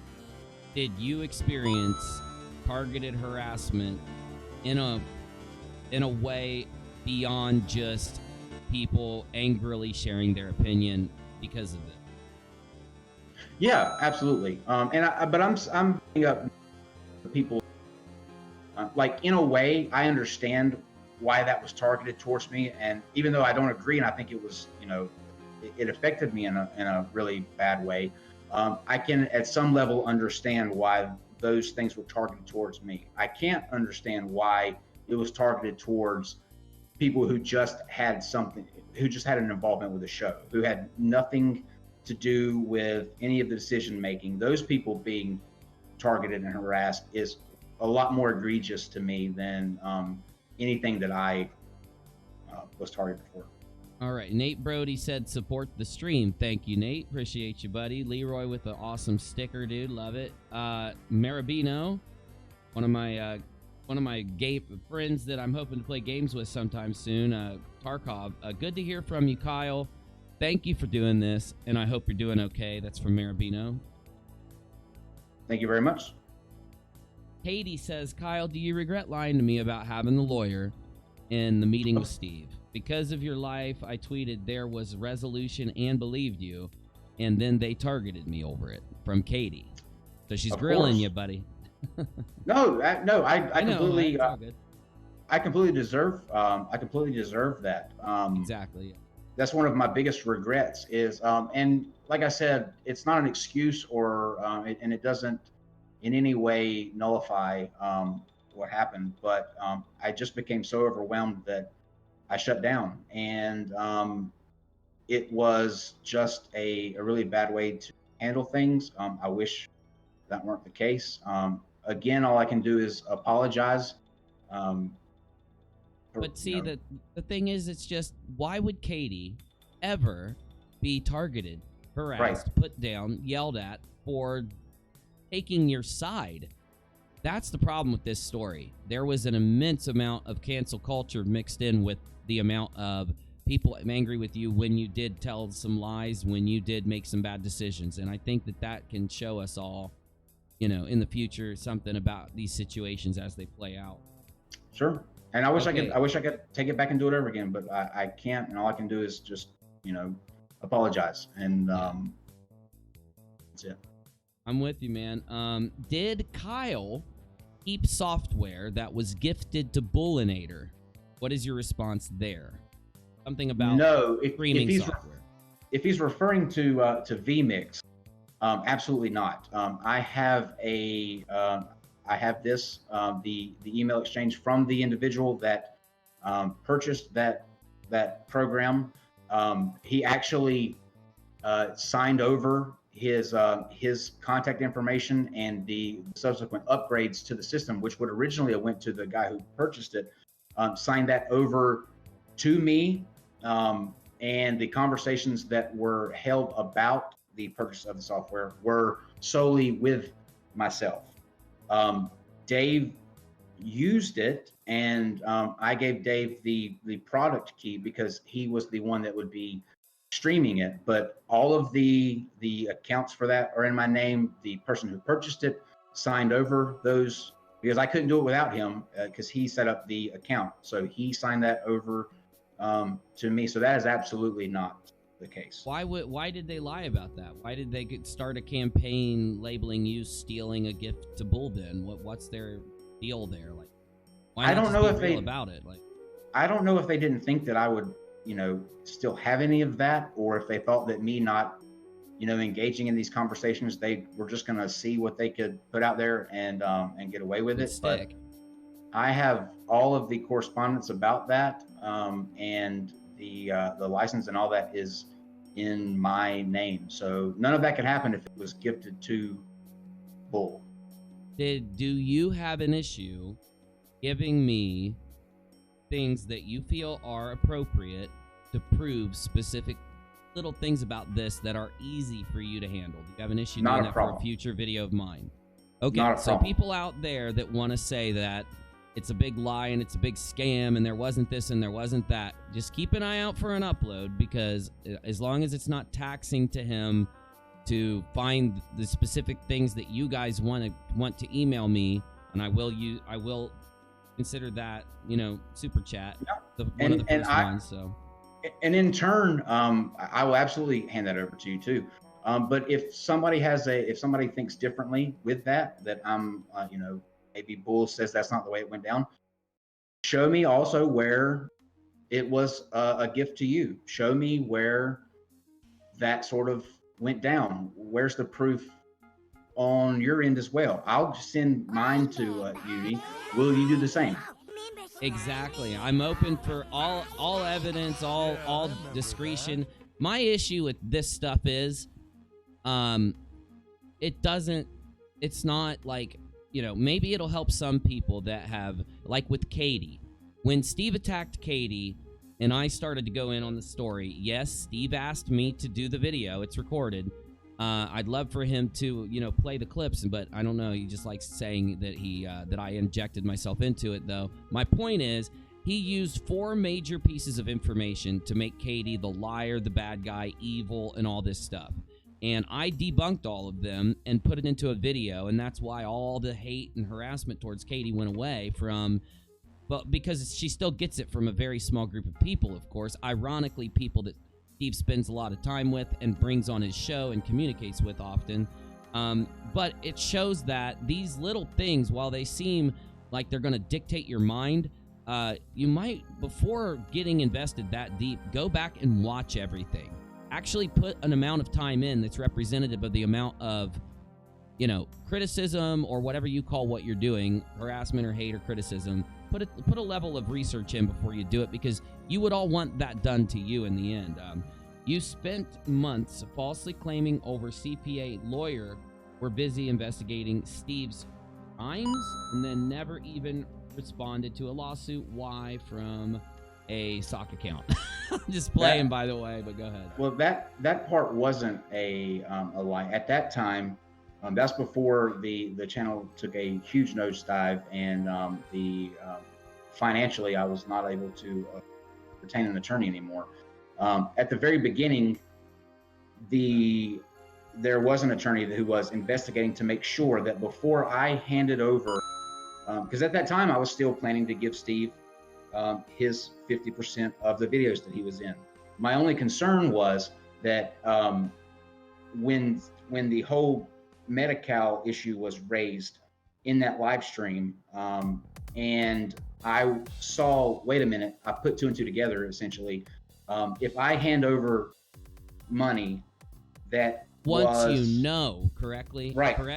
Because if you didn't know, you're not going to have an issue, but maybe that would be the problem. If you know, you've got to either report it before you pay him or not pay him, or whatever it may be, right? Exactly. And so I retained an attorney to make sure that he could look into and see that I wasn't going to be in any way associated with any kind of fraud or anything of that matter. That was true. I didn't lie about having an attorney looking into that. I lied about how long you had the attorney. The attorney in terms of the lawsuit, not the initial trying to look at a way of settling this up with Steve and getting him his money without damning me in a way of being a part of any kind of fraud or anything. Yeah, and thank you to Nikki, Ewell, Mary, Secret, Joanna, for upgrading their membership. Snowdog, Doja, she got. Kelly said, we already handled this, but I'll go ahead and read it for you, Kelly. But honestly, you just answered all of this, and you did apologize to Katie because it's a repeat question. But do you feel Katie deserved a public apology? And he just gave one publicly on this channel, and was sucked into a scapegoat to a settlement, or do you feel anything was her own actions? Okay, so I guess that's a little bit different. Do you think Katie is responsible for anything that happened with what happened? Not one bit. Okay. Not one bit. If there's any blame in that situation, it is solely on my shoulders. And Katie was since I dropped off and wasn't responding, Katie was a good target for the harassment that was meant for me. She was just the recipient of. And I can't apologize enough, but no, there is not one bit that was her doings or that she deserved any of that. Okay, so we are going to hit a very insane part of this live stream, because I'm going to pull up the Discord questions that I've listed over a period of days and hit them in a rapid fire manner with Kyle. We are going to pull the live chat over here, and I'm going to scan the live chat after I do this for anyone that couldn't donate but still has a question. And to anyone out there that cannot donate but wants me to ask a question that doesn't get addressed after I pull the chat, you can email me and I will help you get your question answered off the air, okay? Because yes. Is it cool to take a real quick bathroom break? Please do. And when you get back, just tell me you're back, because I have to turn off your display capture while I go into Discord. So yeah, go do what you got to do, and I'll talk to the audience while you do it. Awesome. Okay, so I want to thank all of you for being here and watching this. I want to say a couple things really fast. In no way do I think that, in no way do I want Steve McRae or any of his following or anyone that supports him harassed or downvoted or interfered with. As much as anyone will make you believe downvotes are bad, they just help the creator. I'm not playing. They only help you. They combine those numbers together for your impressions for a stream. Don't even downvote him. Don't leave him comments. If you want my advice, I'm going to say, if you follow me and value what I think, leave him alone forever. But it's your choice, and I don't care what you do as long as it's not harassment or bullying or any of that. I don't play that game, and there's a reason. I feel that Steve McRae's decisions throughout this entire situation served to do nothing more than make people afraid of weighing in on it so that he could build a narrative and do what he's done. And I still blame Kyle for the lies he's told and the things that he handled in a bad way. All of us never know what it's like when a YouTube channel blows up and this all starts happening. It is stressful. You don't know what to do. It's just, you're sitting here like, what the fuck? My analytics are blowing through the roof. What do I do? What do I do? How do I handle this? We all make mistakes. So I will take in the further questions, and we're going to, as soon as Kyle sits back down here, we're going to continue on with the Discord questions. And how I got these questions, just until Kyle sits back down, these are the questions that you guys in my live chat on the ALOT channel, which is my DLive channel keeps disconnecting. It's a DLive issue, so I've turned on a YouTube channel until DLive fixes their stuff. The channel is called ALOT. It's the after show channel and all that. Kyle, one more quick second. And these are all the questions that all of you asked me in those streams leading up to this. Got you, buddy. And that you emailed into me that I got to before the stream so that we could get these from Kyle. So let's get this done. And immediately after we're done with these Discord questions, I'm going to the live chat. You need to tag me at @UNIRock2. It helps a lot. Moderators, if one of you could please, any question that you see, pop in to the live chat. If you want to type it into the UNIRock to-do room in Discord, I can maybe not miss as many live chat questions. And I'm trying to give everybody an opportunity to ask a question, whether they donate, support me, or not, okay? So for any hater out there that wants to ask a question, I will respond and I will ask it, unless you're going to insult and be a dick when you do it. I won't then. So I'm just telling you up front. I'm just being cool. Okay, Kyle, here we go. We're going to go through a rapid fire thing here, and then we're going to get into just a few little topics and get done with the stream. So here we go. Okay. Now, I got to figure out if I can even do this, because I have to actually click over. So we might have to jump down into the administration room. I'll let you know in a second. So if we disconnect, just be ready to just immediately jump into the administration room for me, okay? I don't think... No, we're not going to disconnect. I still see it. We are good to go. Man, Discord is doing awesome, man. Okay, we are now in my to-do room. All right. And I want to give a quote from Dr. Misha. Dr. Misha said that the only thing that cancel culture needs to be successful is for people to form sides.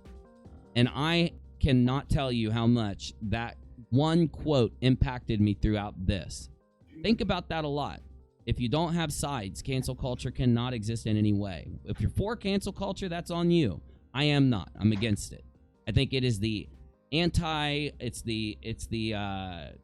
the bad guy of skepticism, the thing that kills skepticism, conversation, debate. It is cancel culture. Okay, for Kyle's interview, let's see here. Ask about the timeline. Check. Okay, this is going to be a really powerful question, Kyle, and be as real as you can, buddy. And don't hate me for saying these questions, cool? You got that right? You ain't going to hate me after this, right? Ask away. Okay. Did you steal any money from the channel or Steve? No, absolutely not. Okay. I'm going to ask these rapid fire. When Steve asked you to hold the money, did you think about taking it? No. Okay. You do not have to answer this question, but this is literally the way the question came in. I'm asking questions that's straight from the community. So both sides are sending these in. Excuse me. You do not have to answer, but will you tell us either general... Oh my God, I don't even want to ask this question, y'all. People want to know if Non Sequitur made a boatload of money or an average amount of money or a little bit of money. They want me to ask an amount, but I will not ask it. I'm telling you straight right now. It's not our business, regardless of if it was a 50-50 or not. So please do not answer that. But they want to know if you felt like you made a bunch of money or something, or if it was. It was a very successful channel, and I think people were, in a lot of instances, overly generous. It was not boatloads of money, and the amount that was in the lawsuit, it wasn't anywhere close to that. I'll just say that. Let me ask you this. Did you get to keep anything after all of it was said and done with putting money into the channel, dealing with the channel being destroyed in the end by Steve as actions after the split? Did you get to keep anything from it really at all? I mean, in the end, it wound up, financial ruin. When we were at our height, it was doing well, but it quickly dwindled out once the it seems like the fan, so to speak. It seems like your big months were only for a short period of time, really. If you actually just go look at the channel. We were monetized really late. Not too long after we started, but it took us several months after that before we. I was surprised because. Go ahead. I was just going to say, because you guys only had a couple hundred viewers for a lot of the bigger streams you guys did. People are thinking you guys had thousands upon thousands of concurrent viewers and stuff, and And we had a lot of videos, but the overwhelming majority of them are demonetized because of whether it be having to do with conspiracy theories, the language that we used, because we didn't hold back in anything like that. Religious, we were just a very controversial channel. So there's not many on there now after each time YouTube takes a step to, further restrict what is monetized, but there's not many on there that are still monetized. I deleted every one of my demonetized videos on my main channel at one point because YouTube pretty much demonetized me and said, if you want to keep monetization, you've got too many demonetized videos. I deleted them, and I think there's only like 10 left out of 2,000 some videos. Okay, so here we go. Rapid fire. Did Steve have a negative impact in bringing down the show? Was he responsible for bringing down this show? Yes, absolutely. Even when he was negatively impacting the show prior to us splitting, and it was just a thing about him versus guests, or negatively impacting the guests or the audience, I still there for a while tried to work with Steve and make it so it would work. Like I said, lowered the days that he was on there. I took him down from 7 to 5 and then to 3. And I was actively still trying to make it work there. Even after the split, I still tried to make the channel work. But in the end, Steve and his, constant attacks and trolls and that sort of thing, harassing guests that were going on, you had to be realistic, and I knew that it wasn't going to be a realistic thing. So, but yeah, Steve absolutely had in the end a negative impact on the show. I look back on it. I look at this as saying that between you and being new and getting a lot of this happening really fast, making mistakes, Steve doing what he's done and everything, I just look at it like this was just a show that popped off and then ended out because of equal reasons. That's how I've always looked at it. Okay. There's some really dumb questions in here, but they came from the community, and people want to know why you think Steve continuously used a headset and camera that were with a broken duct taped headset with one lens in his glasses and all this craziness. Oh man, that headset caused more turmoil in the. If you watch a lot. Sometimes we would do pre-shows, and it was an everyday occurrence where that headset would cause some sort of noise. That's why they asked it then. Yeah. I don't know why. There's a lot of headset questions. Blame Steve's headset was a thing for a long time. Yeah, let's flip the hashtags against him. So, okay. I might skip some more of the headset questions then. So, okay. Why this is crazy stuff. You try to get through it as quick as you can, but why do you think that Steve was accused of fraud, and was there a valid point behind it? Now, hold on, let me elaborate a little bit. A lot of people just don't know what to think about him. People now, as they go back and look, are seeing how he refused to take the money while using a broken headset and all this crazy stuff, and they're like, this makes no sense. And a lot of people are starting to wonder if there's not a valid point behind it. What do you think? I honestly, I don't know, and I don't to speculate. I don't want to make the mistakes that I'm, criticizing Steve for. Good.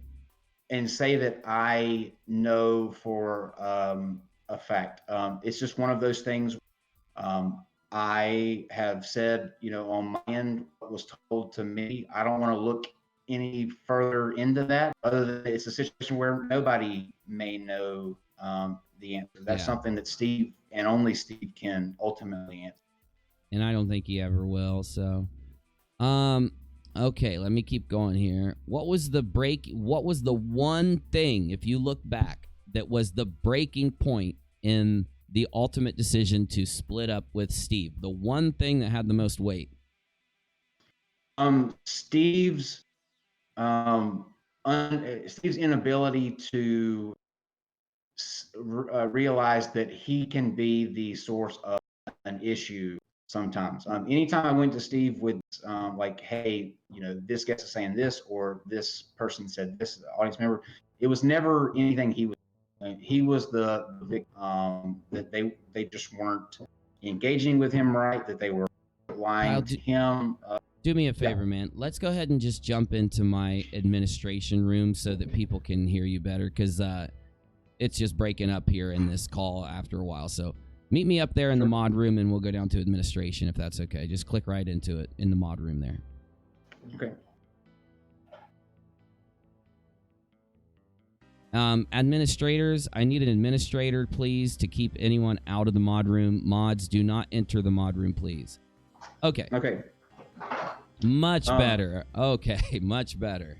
So I was saying that Steve's inability to see where he could be causing issues was the final breaking point. Anytime I went to Steve with those issues about him alienating guests or viewers, it was always met with a, it's not his fault. It's and so after a while, when you're dealing with somebody that you're trying to work with and but make things work, anytime that they think that it's not their issue or that everybody else in the community is completely wrong, that he's the victim, and time after time it came to a head. And if he would be open to criticism and take those criticisms and work on them, there's no limit to what Steve could be capable of. The issue is he refuses to accept any sort of wrongdoing or fault or criticism whatsoever. And when he is criticized, those people are instantly demonized. Like for you, he said, I've seen several streams where he said, Uni does a really good job, thorough job, which is why he went to you initially. But the moment that you criticize him, and your video where you initially criticized him weren't even that big of, like, you didn't even criticize him that harshly. But that was enough. Baby gloves.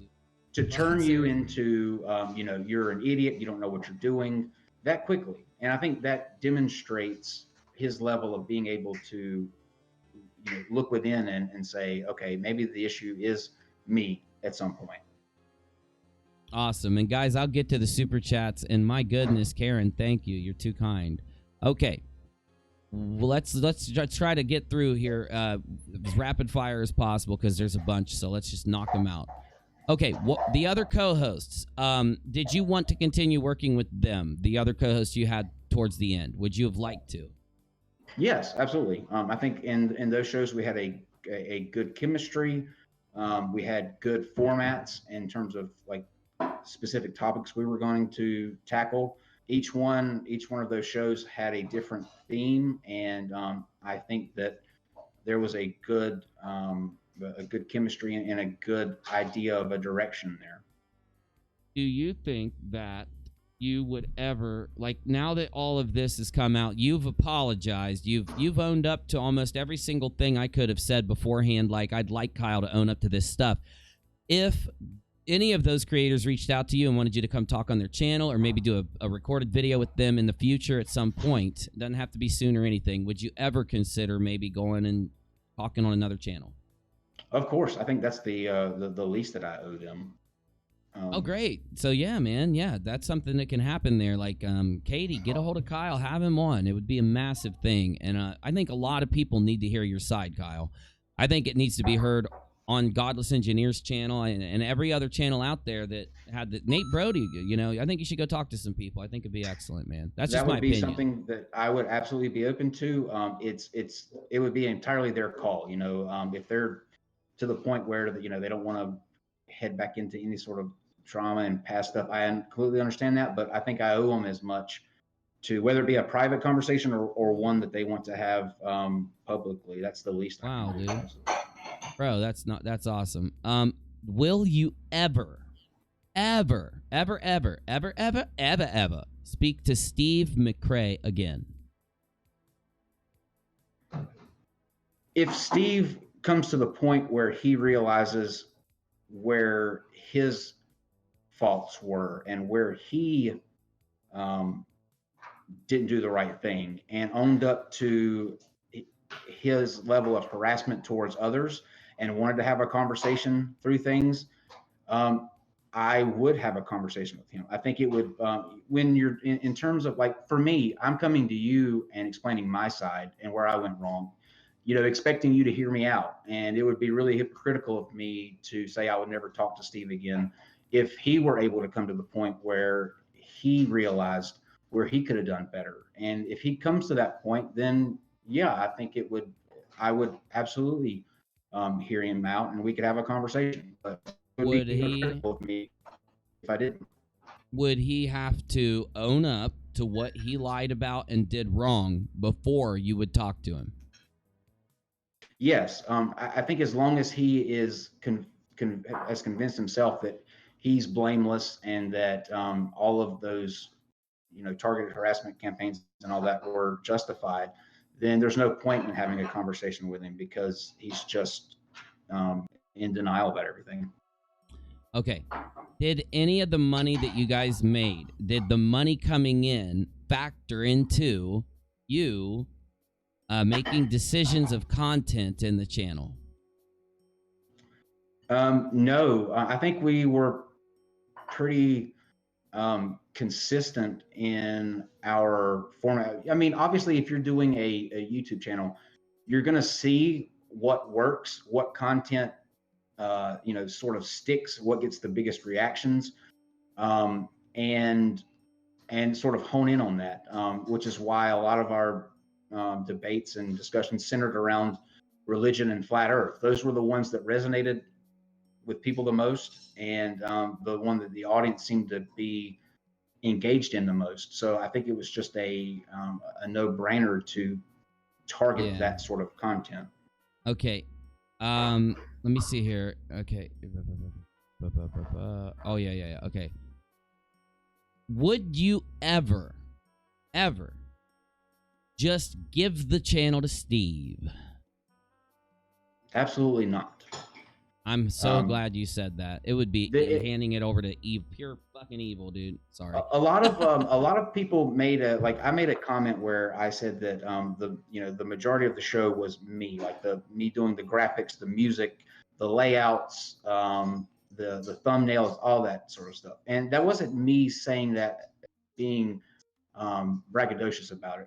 I know. Yeah, dude, going back and watching Death of Non Sequitur, you can tell what you were saying if you just listen. If you just go watch it again. Yeah. I was making a point that if you're under the impression, if Steve's under the impression that he has 50%, he has a 50% stake in this, I was doing all of that. Steve literally would just show up to the shows and talk and then close out. Now, if Steve wanted the Non Sequitur show in any capacity and to continue it the way that it was, he could have been doing that.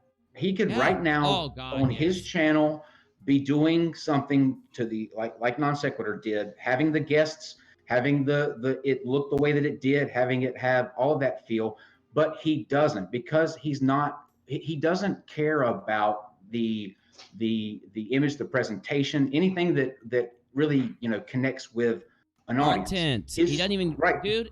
He was shocked that I write my live streams. His streams are done just like an old Google Hangout. He takes no pride in setting them up to have the intros, the screens, the feel, the look, and he could be doing that if he cared about the image that was coming across, but he doesn't.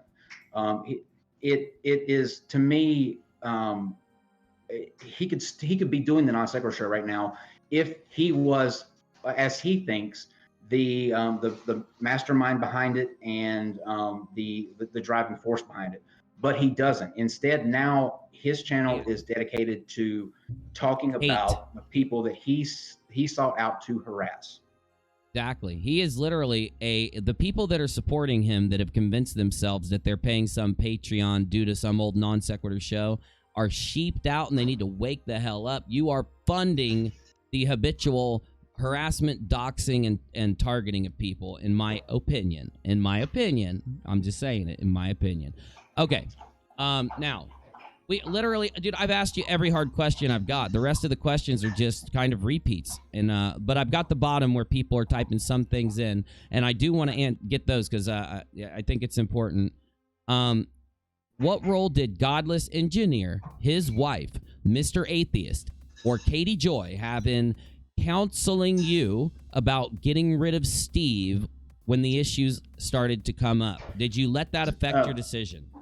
Zero. And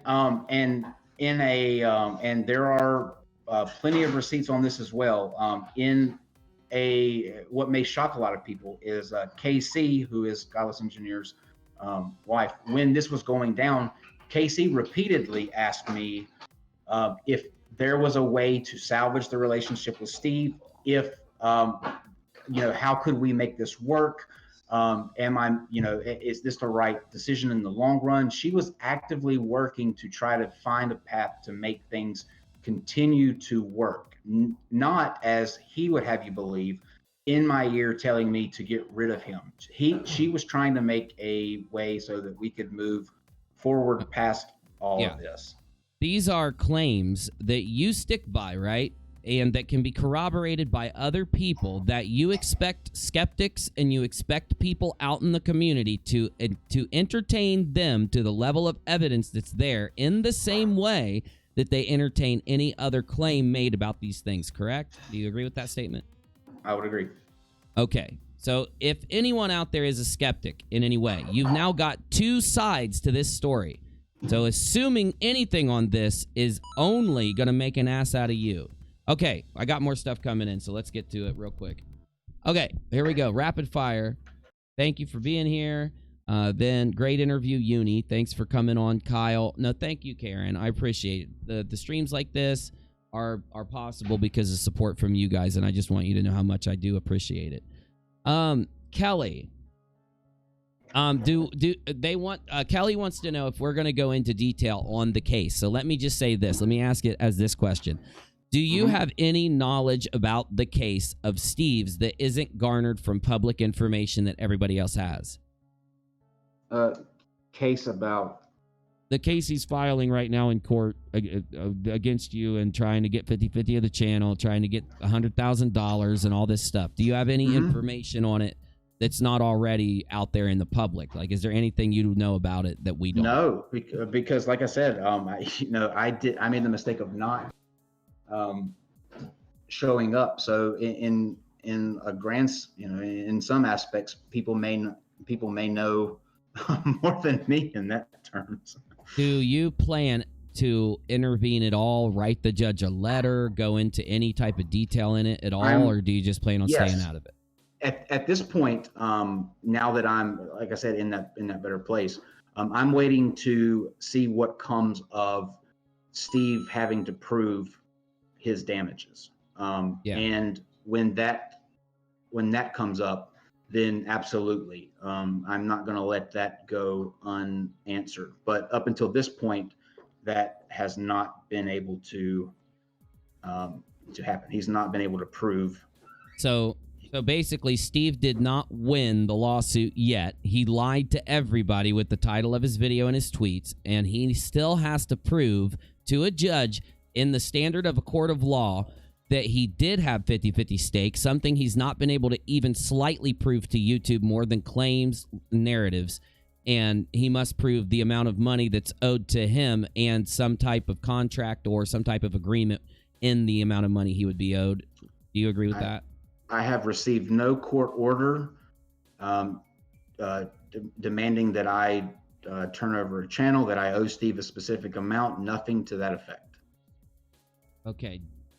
Oh, good Lord, this is a crazy question. Thank you, Leslie, for asking the question. But let me state this. Please do not use the R word, and please, just censor yourself as heavily as possible with any demonetized word here. But sure. There's a guy that Steve right now is literally been exposed with video clips, tweets, and comments he made where he has very much in front of cameras, in front of large audiences, said one thing about a man named Earl Warden, but in comment sections, in tweets, and in other places that are Twitter and Facebook, he makes very supportive statements of Warden and very nasty statements of Warden. These videos are on Nate Brody's channel, the second to last video, and Anti-Ordinary's channel, the second to last video, and they completely changed the scope of that. You did watch them. Okay, so let me get to this question.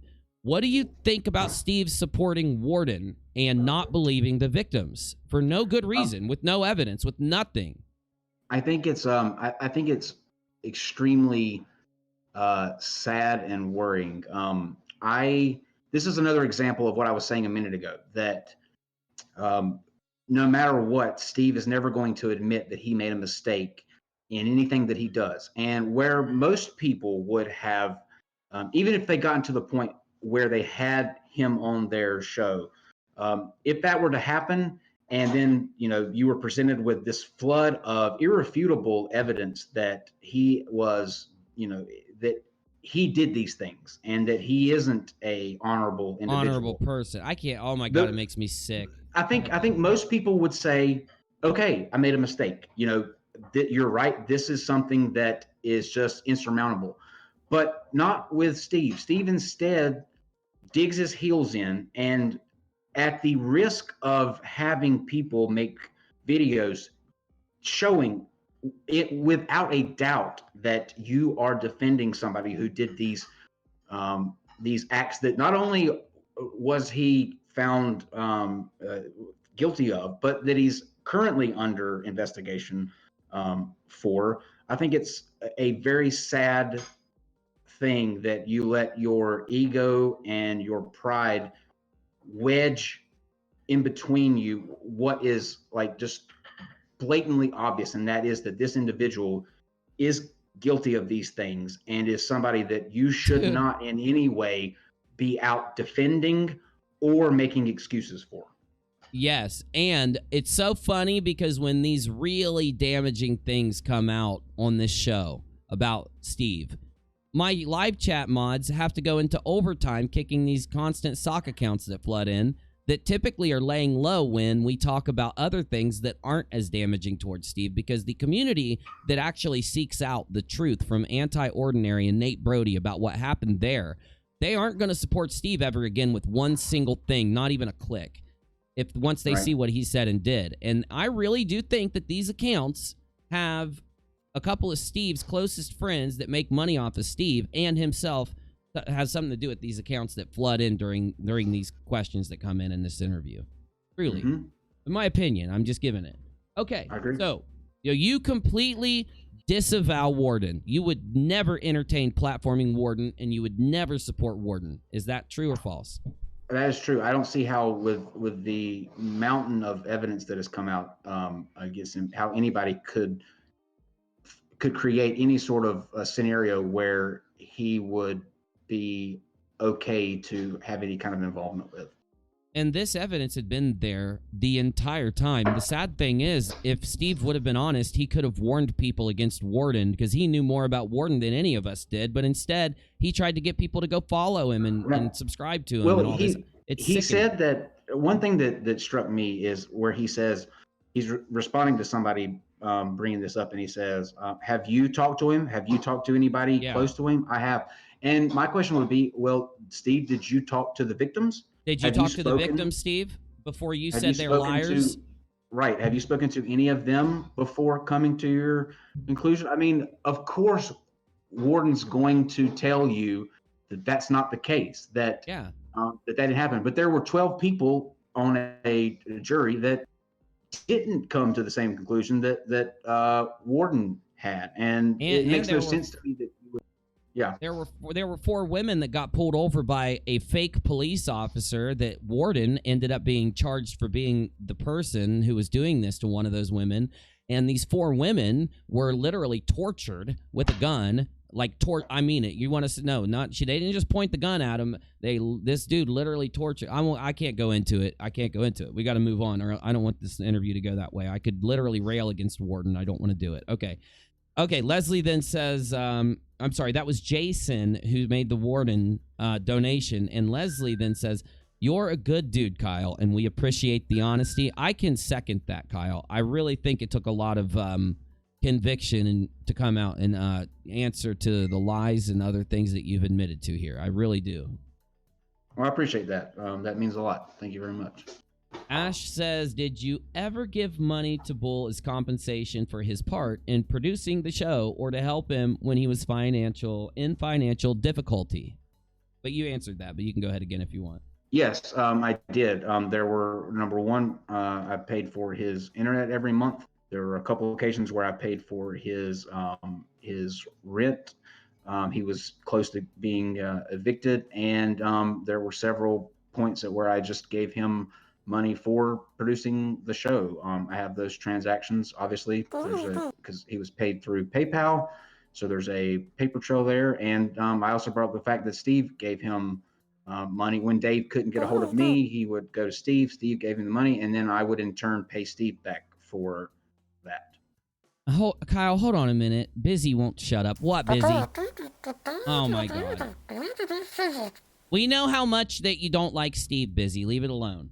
Okay, we got Kyle's lawyer says, how does it make you feel that Katie...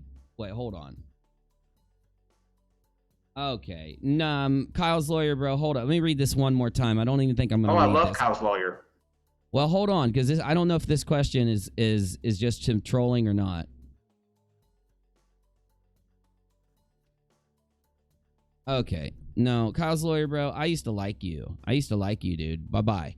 Okay, then we got... You can refund that $5, Kyle's lawyer. I won't care, okay? UNIRock, will you... Curious, what did it say? He says this.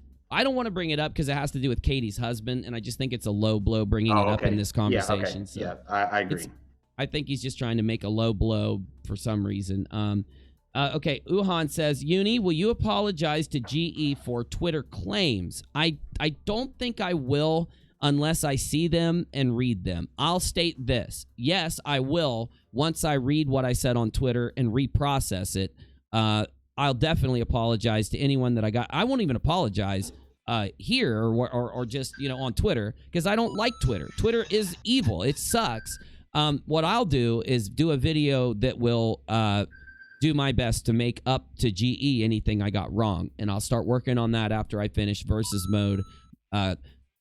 Steve McRae versus Kyle Curtis, The Truth of Non Sequitur. When that video's over, I will address a video to all the people that including members of the GDC, Nate Brody, Anti-Ordinary. By the way, you need to go watch Anti-Ordinary and Nate Brody's videos if you're listening to this. It will open your eyes. If you're a Steve supporter and you don't watch them, then I don't know how you call yourself a skeptic. But okay, anyway, we got a couple more here. Christina Rhodes says, Uni, buy yourself a case of Red Bull and make a bunch of boomers lose their wings. Well, thank you, Christina. I definitely will. Yeah. By the way, that's my favorite food product. It is? Well, me too, Kyle. It is. And by the way, I still stand behind it being a food product because it is. It is. Navy comes in with the Kyle, admitting you were wrong goes a long way in my book, and I'm really glad to hear your side from Navy.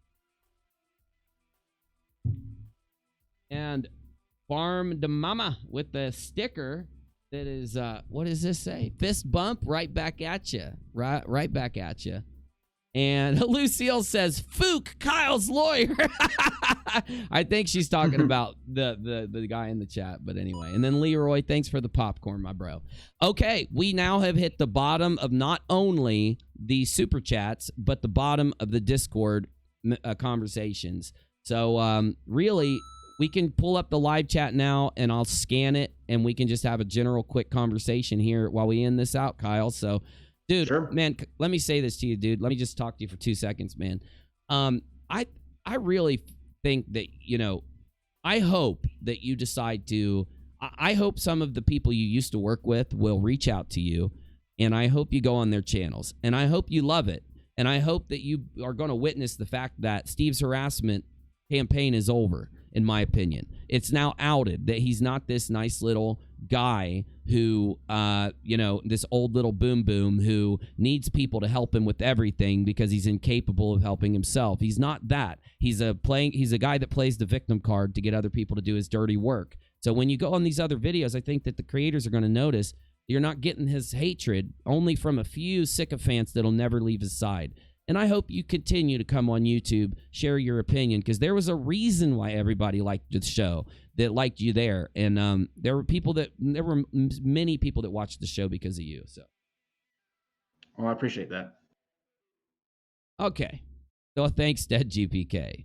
Thank you, Andre. No, and this is what I do. Both Steve and Kyle are bums, lol, says Matt. Well, I don't think so. I think that if you mess up and you are willing to admit it and apologize for it, I think that kind of says a lot about your character, in my opinion. But what do you think, Kyle? Well, it's weird because I completely understand why people, feel strongly. A lot of people feel strongly about me and the way that I handle things, and I'm not asking for anybody to, forgive and forget. I'm just explaining my side, and if people can feel they can relate, or that they understand, or that it hits them in any type of way, then fine. And those who don't, I understand there are people who, they'll never be able to forgive me, or I understand that too. Like I said, this is not me trying to rebuild a reputation or anything like that. I'm just coming on to explain where I went wrong and where I didn't go wrong, and hoping people can kind of see where I was coming from. Kyle, what's the most important message that you want people to hear tonight? That when you do handle things incorrectly, and when all of these narratives are going out, and there are people that are getting hurt as a result of that, and you have the opportunity to state where you went wrong, where you messed up, and the things that you got wrong, you should take that. It's not fun. It is in no way something that you look forward to, coming on to face a bunch of people and admit where you let people down, where you lied, where you weren't acting in the way of the way that you could have. But anytime you get the opportunity and somebody's willing to hear you out and to listen to your side of the story, you not only owe the people that you let down originally an answer for why you did what you did, but you also should take that opportunity to demonstrate where people are weaponizing falsehoods and changing the narrative, or twisting the truth and using that to target other people, or to fool their audience. And this Uni, I have to thank you for giving me that opportunity. But my message would be that anytime you mess up and you get to the point where you understand where you went wrong, you have the obligation to try to right that wrong, or admit publicly that you made those mistakes. And so this is what I'm trying to do tonight. Do you feel better now that you've said this to the community at large, at least in some fashion? I do. I feel a lot better. Again, I wasn't looking for any sort of forgiveness, or to be in everybody's good graces. I'm not even looking for that. I think people will be able to look at this situation and judge for themselves what they feel is the truth in the matter. And however they feel, I have no interest in trying to persuade them either way anymore. My only goal is to say my side of the story, and to apologize to those people that I may have hurt, and let the pieces fall where they may. After this, it will be up to them to decide what they believe, and what the situation, what the truth of the situation is to them. I can't do anything about that. My only goal is to say my piece, and then let them decide for themselves. Dude, I've got Steven freaking Steen in my live chat. The man, the myth, the legend of the modern day debate super chat donation community. Wow, Yeah, I can't believe it, bro. The gift master. Oh, dude, I feel almost famous because Steven Steen's. I wish he would have donated to me so that I could say that I got one from him, but maybe he did. I don't know, man. Like, maybe I read one of his. I don't know. He probably doesn't like me. Maybe you'll like me someday, Steven Steen. Maybe he'll like me. I don't know. Okay. the gift master. Kyle, there's a million other things I could ask you. There's a million other things we could do in the chat. Maybe we can go live again sometime here soon.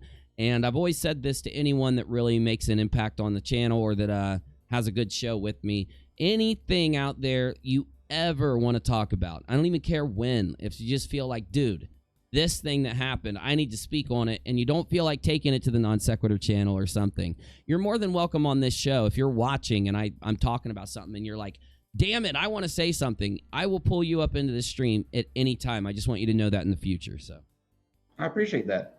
Thank you very much. And again, thank you for having me on, and thank you guys for listening. I know that you know, this was not something that you had to do, and if you're somebody that's, you know, at least listening to both sides, thank you for that as well. I want to again apologize. I can't apologize enough to the people that I may have hurt, or the people that didn't deserve to be just the communication to drop off.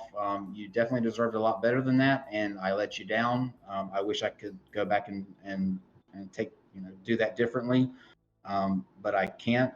All I can do is tell you how sorry I am, and hope that you'll forgive me for that. well, bro, oh, I did get another super chat. I'm sorry, guys. I meant Kyle.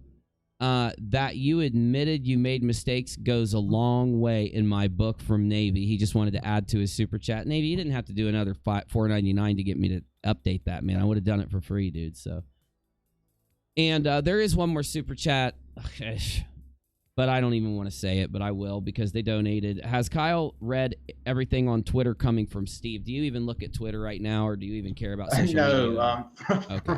For my mental health, I needed to get the hell out of Twitter. I'll still check it from time to time, but I don't bother reading anything about the situation that way, because you can just get lost in arguing with people day after day with that. I just had to take a step away from all of that, and that's that. Steven Steen, oh my God, I love it. I'm being told to tell you not to beg for super chats, Uni, just passing it along. And okay, fine, you got me, Titan Uranus. Can't make the compilation video if you don't say my name. Well, there you go, big guy. You got it. You got it from me. Oh, damn. I feel blessed. I'm going to pretend like that was a super chat from Steven Steen. I finally made it in the world of YouTube. Steven Steen graced me with his presence. I'm happy now. I got him. I got him to come out of hiding, so I'm glad he did. Excellent. So anyway, Kyle, just do you got to go right now, man? Or can you hang out for like 5 minutes with me after the show while I run the outro, or you got to go, man? If you got to go, it's cool. Yeah, I got 5 minutes. That's fine. Okay, I'm going to go ahead and mute you, and I'm going to go ahead and take us out of here. But one more time, Kyle, thank you for coming, dude. I really appreciate it. My pleasure. All right, guys, that was Kyle. Kyle Curtis. I would right now typically shout out his channel or Twitter or something, but he doesn't want that. So if your question was missed in this and you want to email me, it's UNIRockTV@gmail.com. I just want to thank everybody for showing up, hanging out, and you know, that's all I'll say. I hope that, in my opinion on all of this, I'm going to do a documentary-style video about the breakup of Non Sequitur and what happened. So if you care, you could watch it when I put it up. It's going to take a while because I'm trying to be thorough about it and not include any type of, you know, drama in it. But we'll see what happens. It's hard to do that in these stories. And then I'm also doing a video on the Great Debate Community documentary-style, very loose documentary-style video, just to show people what happened with that community. Because after realizing there was such a large amount of people that were in this thing that ended up leaving it because of these reasons, I think people need to know what happened. I said this a million times in the beginning. What happened with Great Debate Community? Now I know, and I want to tell you what happened too, and I'll do it in a video. Also, the after show is being held on the ALOT channel. ALOT. You got me? So if you want to search for that, it's not scheduled yet. I'm not going to turn it on right now because I need a little bit of time to wind down before I start the show. Probably 10, 20 minutes, I'll be on the ALOT channel for the interview with Kyle after show. So if you want to come hang out, come hang out. But as I always say, y'all, thank you for the support. It's you've been great throughout it. And I really do hope that in the future that things just work out. That's all I hope. Everybody finds their footing, the content they like to do, the presence. I don't want anyone to be scared of being on YouTube, and I don't think Kyle is, but I don't want people to fear coming here because of dumb reasons. So hopefully everybody that has an opinion will get up and speak it, and we can all commentate, criticize, hang out, link up, do what we do, man, in the future. So I'll be here getting my content done and getting it out to you. I'm UNIRock. Busy? You got anything? No, I'm not going to get you in contact with Steven Steen because you don't deserve me doing you favors. You didn't even help me tonight, Busy. Me and you are going to split up. Our show is splitting up, Busy, right now. You're fired, big guy. It's over.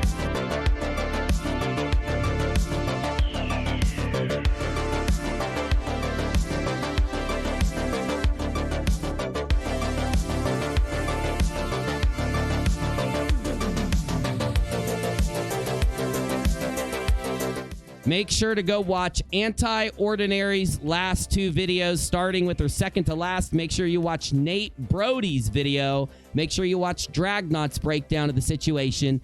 Do not forget, there should be no reason you are warned from watching these people. They're not trolls. They're not evil. They're not bad. Give them a shot if you really are a skeptic.